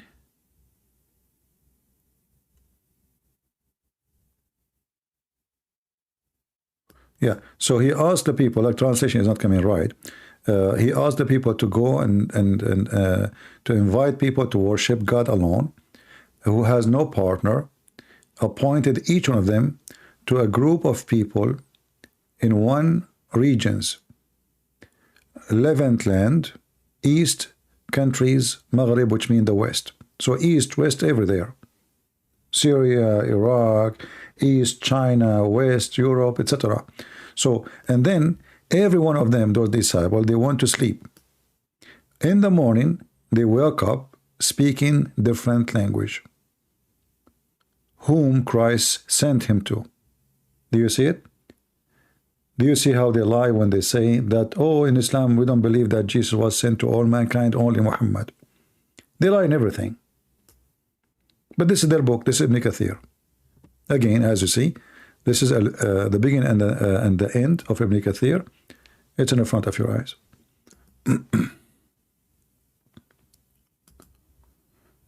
And, it's very important if you would like to, let us say, arm yourself with knowledge.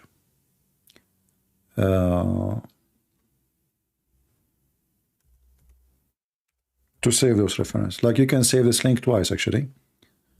And you can say in the beginning of the page, speaking about the disciple of Jesus speaking languages.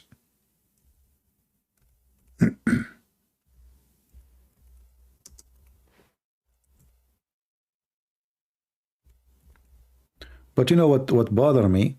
That when somebody like this idiot who was, I keep posting, Christian Prince, I want this reference. Christian Prince, I want this reference. You know? I mean, I never say something. You know, I'm the last one who say things I cannot prove. Because people, they will challenge me. It's going to be embarrassment if you cannot.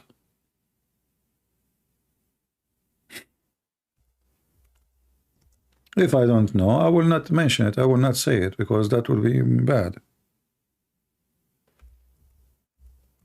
I don't know how old this person is, but I have a limited patience sometimes, you know.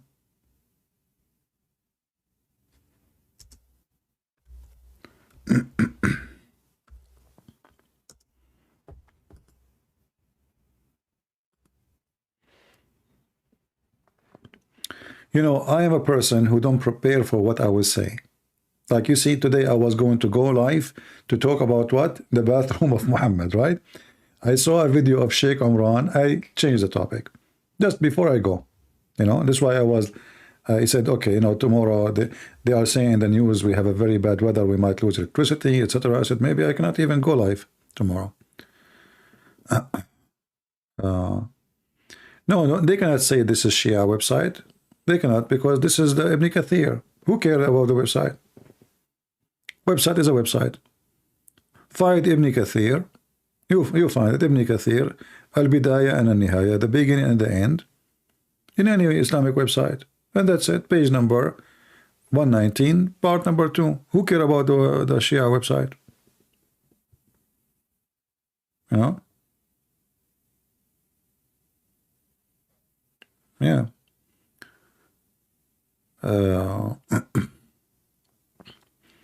See, we give you reference from a website, but the website, it might even be deleted. You know, if I go right now, if I am a person who owns a website and redesign the website, all those links are gone. Correct? This is why I think the best way to save the reference is to copy the text and make like a let us say, a file, you know, a file about Paulus in the Islamic reference. You know what I mean? Not just, you know, a link, because this link can go. Anyone who own a website can change the links. Bima official saying, are you afraid? For sure I'm afraid from you. You are Bima. I mean, look at you. If you are a Bima, I mean, who is going to be afraid? Just think about it, you know. I mean, you are the person who pray to Allah, shaitan fart. I have to be worried. The link is not working, as he said to you, the one he said to you, copy the link, don't click in it. Copy it. Copy the link. All right?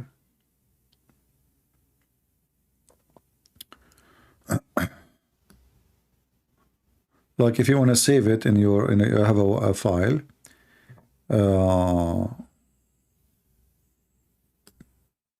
copy the information, which is important, post it in your file.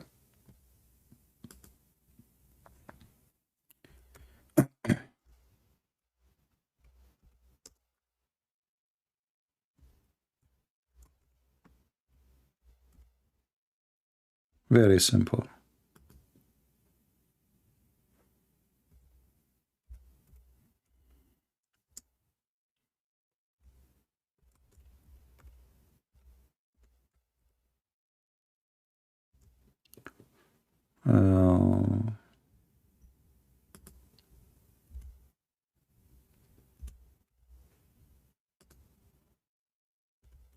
Let us see here.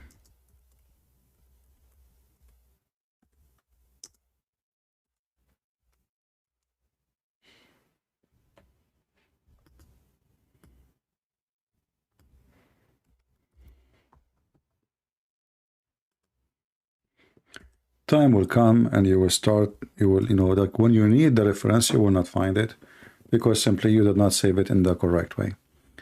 Here we have this part. Okay.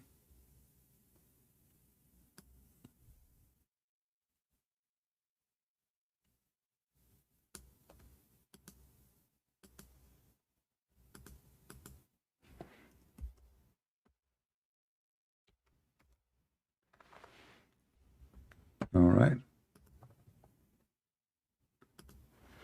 And I can try to find a different link. Let us see.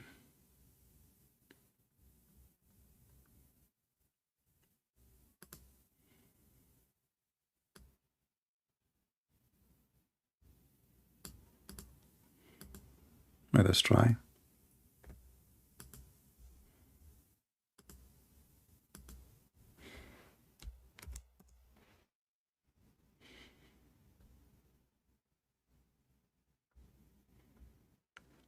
You see, there is a website here, but for some reason, when I click at their link, it doesn't open. It says not found. You know, there is something wrong with their page. Something not right. When I click in it, it doesn't go.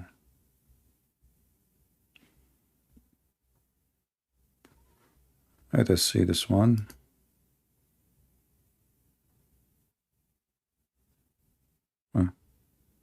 The connection of Kitab is not secure. Ah, that's bad.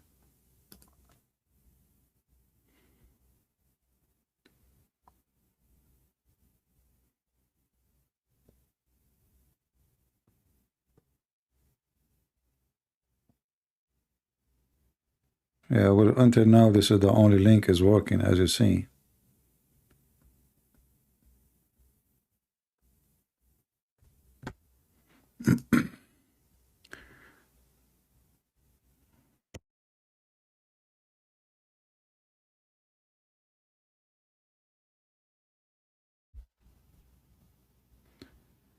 I will put the screen back when I find an active link. Well, I don't know. Until now, there's 3 links I found. And let us see this one. Oh, this one is a document. I don't want it. Let us see. Hold on. You see some website. You open them right away. They download something. You don't want those things.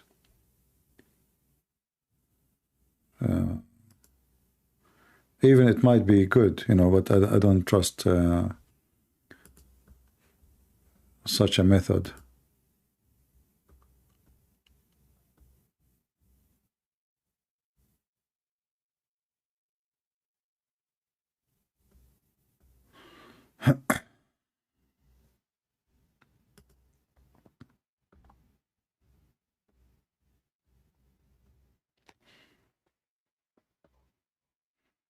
Well, until now, I found only this website functioning. Let me try something else.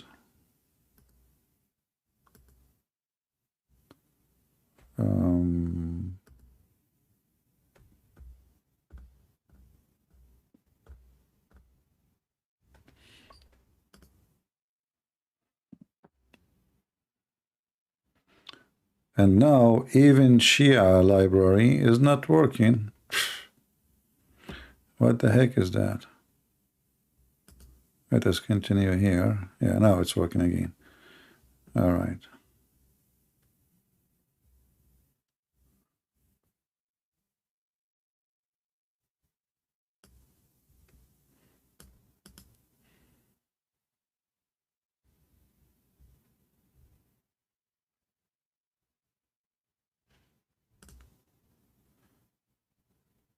See how much we work trying to help you, but people don't appreciate.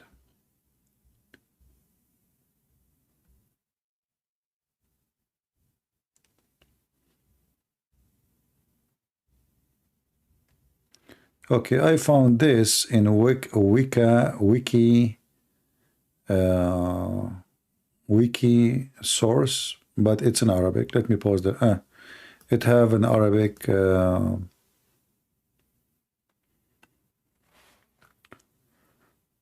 it's the same. I have to shorten the link. It has Arabic title in the address. Let us shorten this link.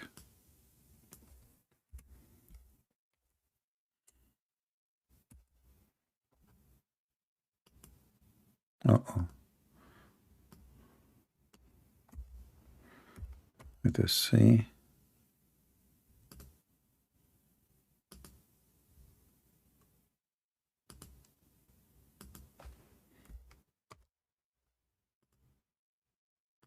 All right, let's try this link here. This is a different website. This is called Wiki Source. It's an Arabic website. It's like a Wikipedia, but in Arabic.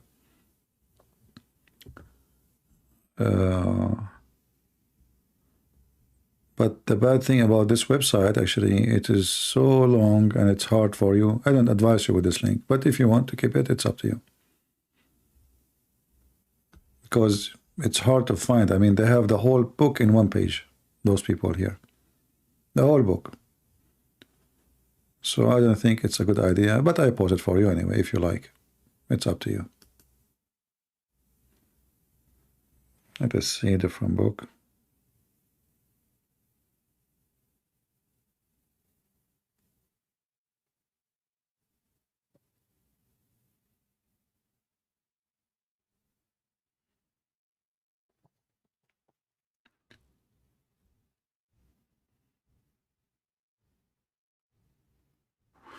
Yeah, well, I don't know. I could not really find any other website. Let us do this. What about we search for the page and the name of the book? Yeah, maybe that will help better. Let us see.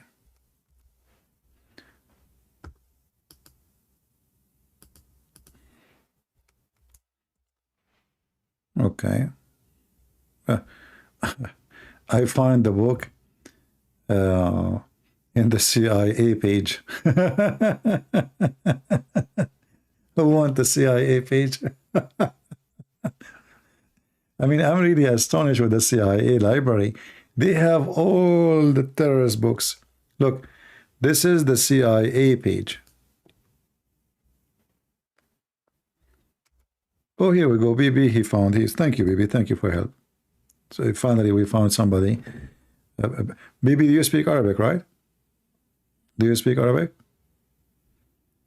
Okay, guys. You know, BB, he just found us the link. Maybe better than mine. And this is a Shamila. It's a very well-known Muslim library. But I find the whole book of Al-Bidayah and Al-Nihaya in the CIA website. I'm just searching it. It came in front of me, CIA. Actually, I found a lot of books, by the way, in the CIA website. They have a huge library. Thank you, Blue Sky.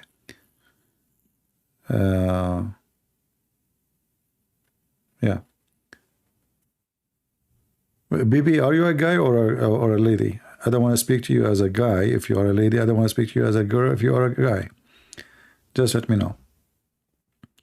So yeah, this is the CIA government website. And this is the book here. You can download it from there. You know, but it's like a PDF file. Oh yeah, the CIA website, they have a lot of books. I mean, you know, first time I found that they have books like this, I was surprised. Oh yeah, this is CIA. Here we go, it's in front of your eyes. Anyway, let me post the link for you. You don't believe me? This is the CIA website. They have millions of books in all languages.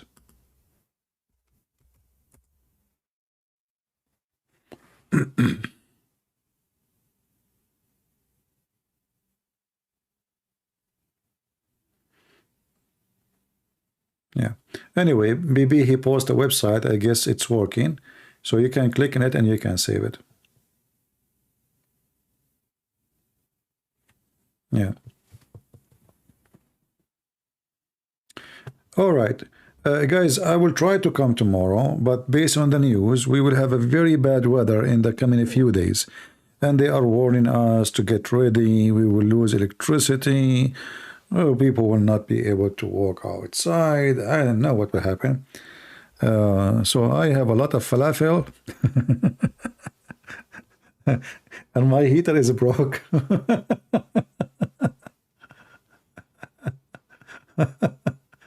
So I hope I will not freeze. You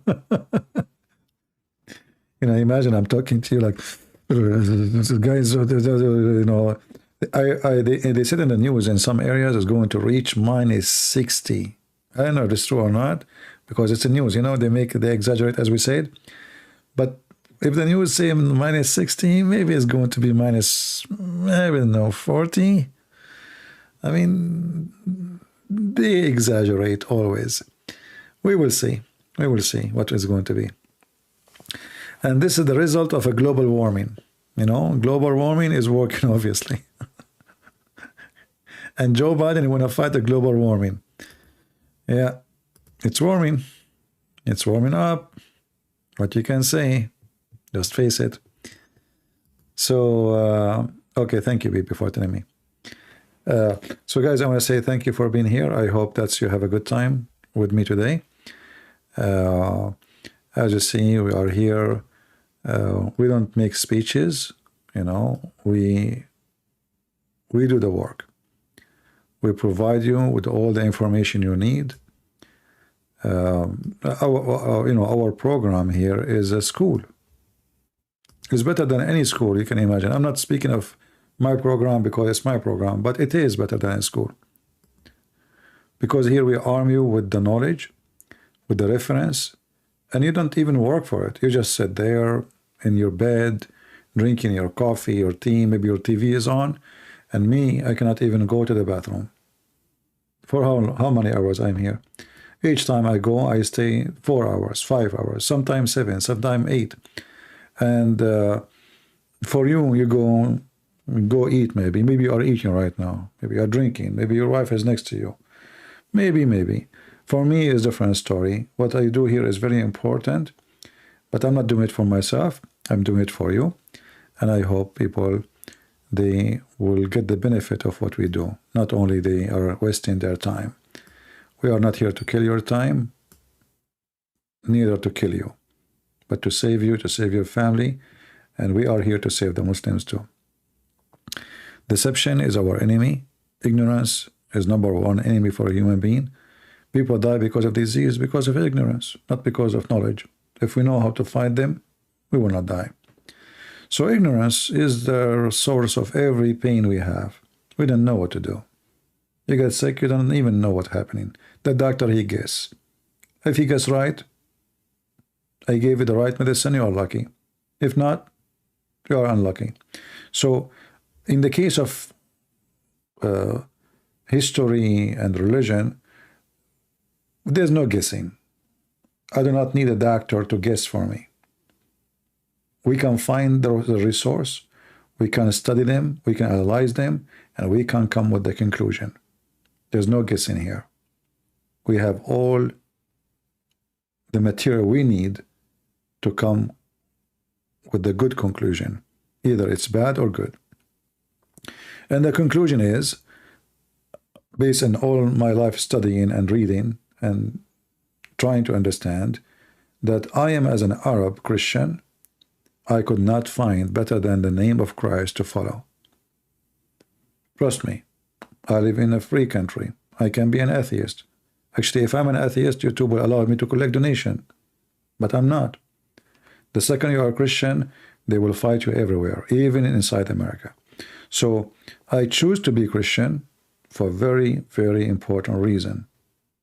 Because nobody was able to convince me of something true, something real, something authentic, something can be trusted, except Jesus. So I say to you, I'm a believer by choice. I'm not just a follower. I'm a believer. I'm a person who uses his brain 1,000 times before he uses his heart. The heart is important, but we don't follow blindly. This is why the Lord, he says, read the books, search, and you will find the truth, and the truth will set you free. And I found the truth, and I'm trying my best to share it with you. The truth is that evil is true, exists. Satan is true, exists. But there is a solution for all the evil we have. His name is the Messiah. Islam is one of many evils in this earth. Islam try many kind of way of deception, lying, manipulating, falsification of information, painting information, duct tape, trying to cover up, and if you are a fool, it will work for their benefit, to fool you. But the one who come here, he will get, let us say, the flu shot, where he will never get a flu. Because now you are educated, and you have the answer, and those fools, they cannot fool you. And I say always, if a fool like Muhammad can fool you, how foolish are you? Just think about it. If such a man in the desert who don't know how to read his name, with the flying carpet stories and donkeys flying, and Gog and Magog and a dam, and you know, all the garbage he say. If such a person can fool you in the year 2022, 23, how foolish, how naive are you? So the smart ones, they always do smart choice. And smart choice is, if we ask a Muslim, who is Muhammad, where is Muhammad? He will say he's dead. If we ask a Muslim, where is Jesus? He said, he will point his finger up, he is in heaven. So why in the world anyone want to follow a dead man and leave the living God, Jesus? So my friend, those who want to live, they follow the living God, not the dead man Muhammad. He cannot stay alive. His God could not resurrect him. He's not able to do anything for him. Not a single miracle.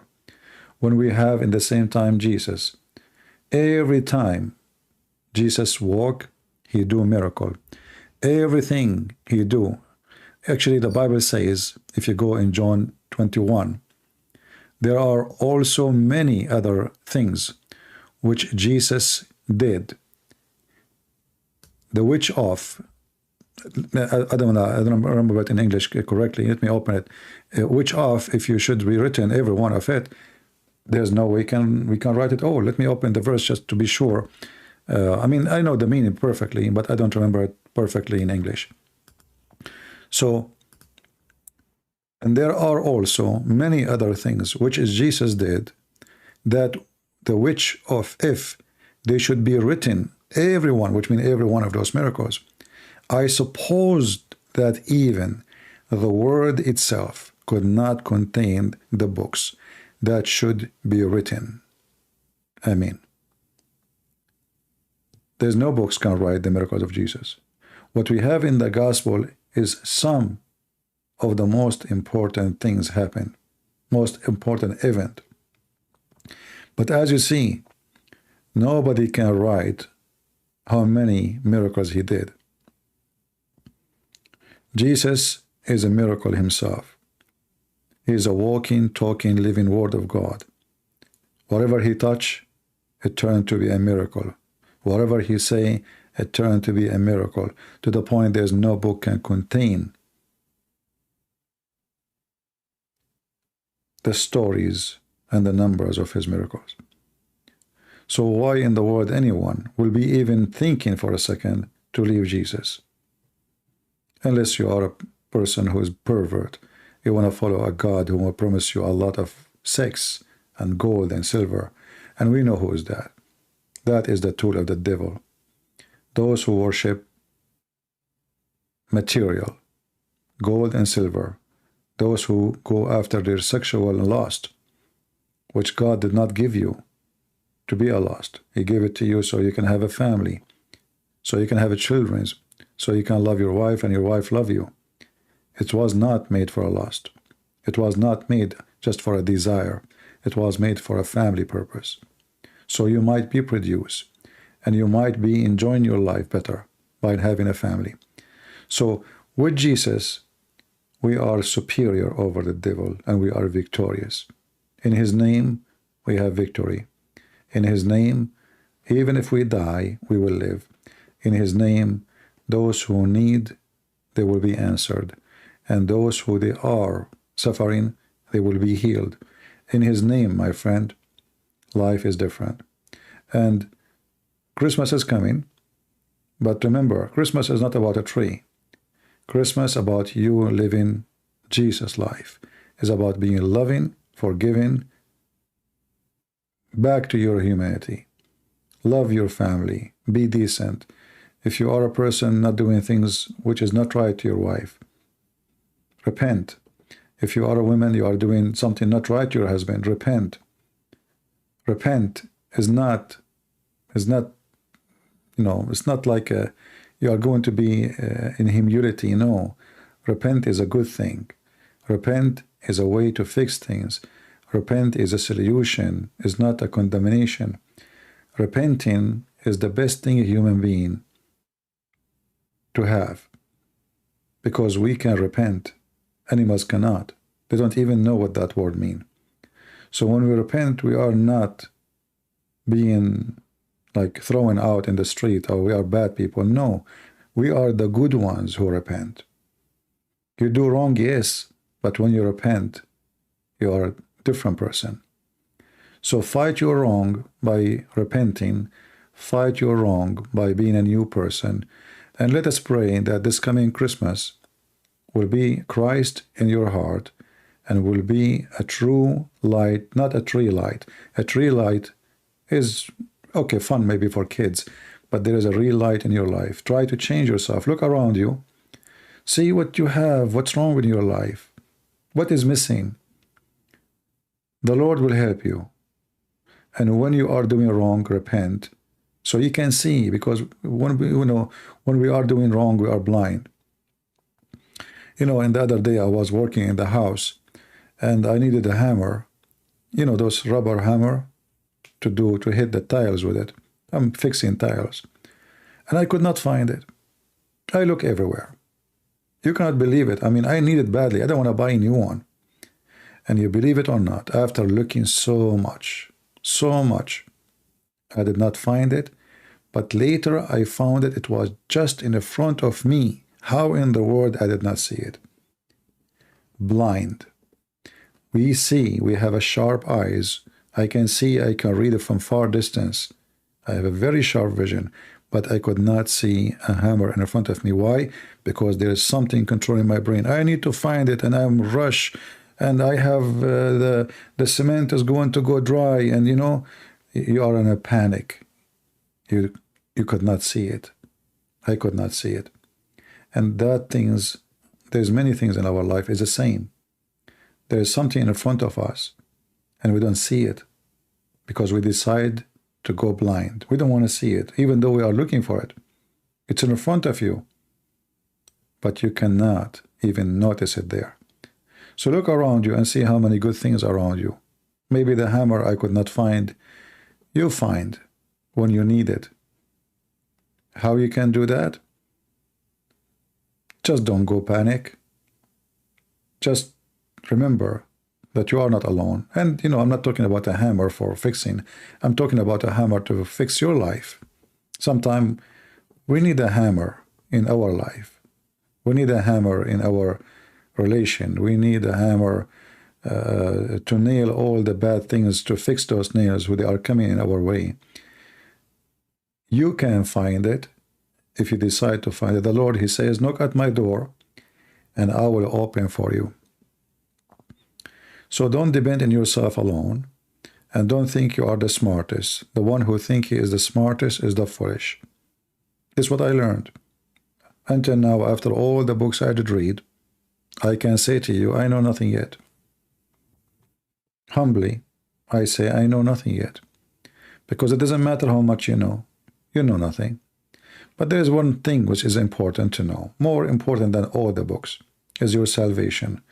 What the benefit of a man or a woman? They won the world and they lost their self. So you can win, you can be smart, you can have education, you can be an engineer, a doctor, a lawyer, etc. But then you lose yourself. So ask yourself, are you winning? And what exactly you are winning? And then you can decide where you're going.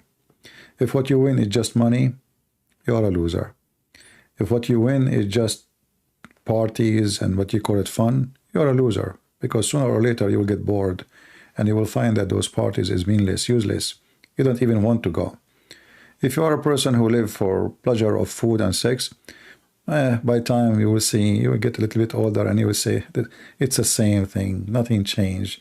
Life became boring. But there is one thing will never be boring. A young heart, which is young because of Jesus. Because then you will enjoy life differently. You will enjoy even your food differently. Because you are living in the life of appreciation. You know, when I eat, I don't usually pray in front of people unless I have a friend with me, which I want to share a prayer with. I pray in my heart. But the prayer is too short. Thank you, Lord, for the bread and the food you give me. Very short. But when I eat the bread, I am enjoying it from my heart. It's not because it's just a food, but because I know that what I have can be taken away from me. I am appreciating that I am not hungry. I am appreciating I am not like many people in this world who are sleeping in the street. I'm appreciating that I have a clothing, I have a jacket, I have a pant. I'm able to keep myself warm.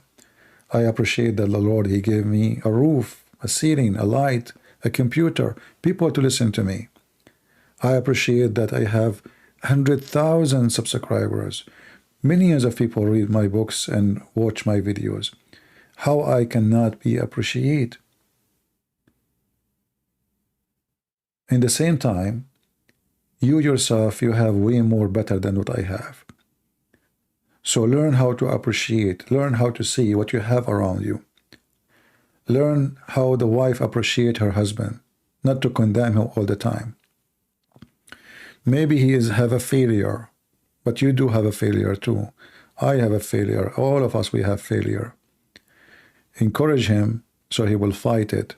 Don't condemn him. Same for the husband. Support your wife. Support your children. Don't be a person who is harassing, condemning, judging. Look at yourself before you look at others. Always we have to go back to the moment of silence. And the moment of silence have to be with Jesus. I have to be silent, try to listen to myself, and try to listen to my Lord, and try to be honest with myself. And as long as we are talking about Christmas, we are talking about the birth of Jesus. So can we be born again with Jesus? Ask yourself if you can. For this is the best gift you can receive in this Christmas if you can. A person who is born again is a new human. Not necessarily by age, but trust me, even your age will be different. A human who have decency, Jesus, he said, if you don't become like those little ones, you will not enter the kingdom of my Father. So with Jesus, you will be a child again.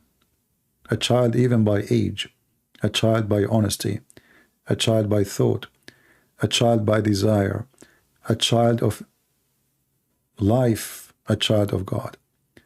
So I hope and I pray that this Christmas will be a special Christmas for you, for your family, your friends, and you will be a good person for everybody, starting with yourself.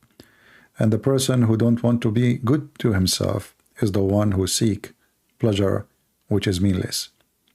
You might think you are spoiling yourself. In fact, yes, you are spoiling yourself, but in a bad way. Spoil, which means damage. So don't seek the pleasure. Seek God, you will find yourself. Thank you very much for being here. May the Lord bless you. I'll try to come tomorrow if I can. If not, maybe the day after. We will see what this code will be. And until then, God bless you. And this is your brother Christian Prince, who was serving you humbly for today. Take care. Bye-bye.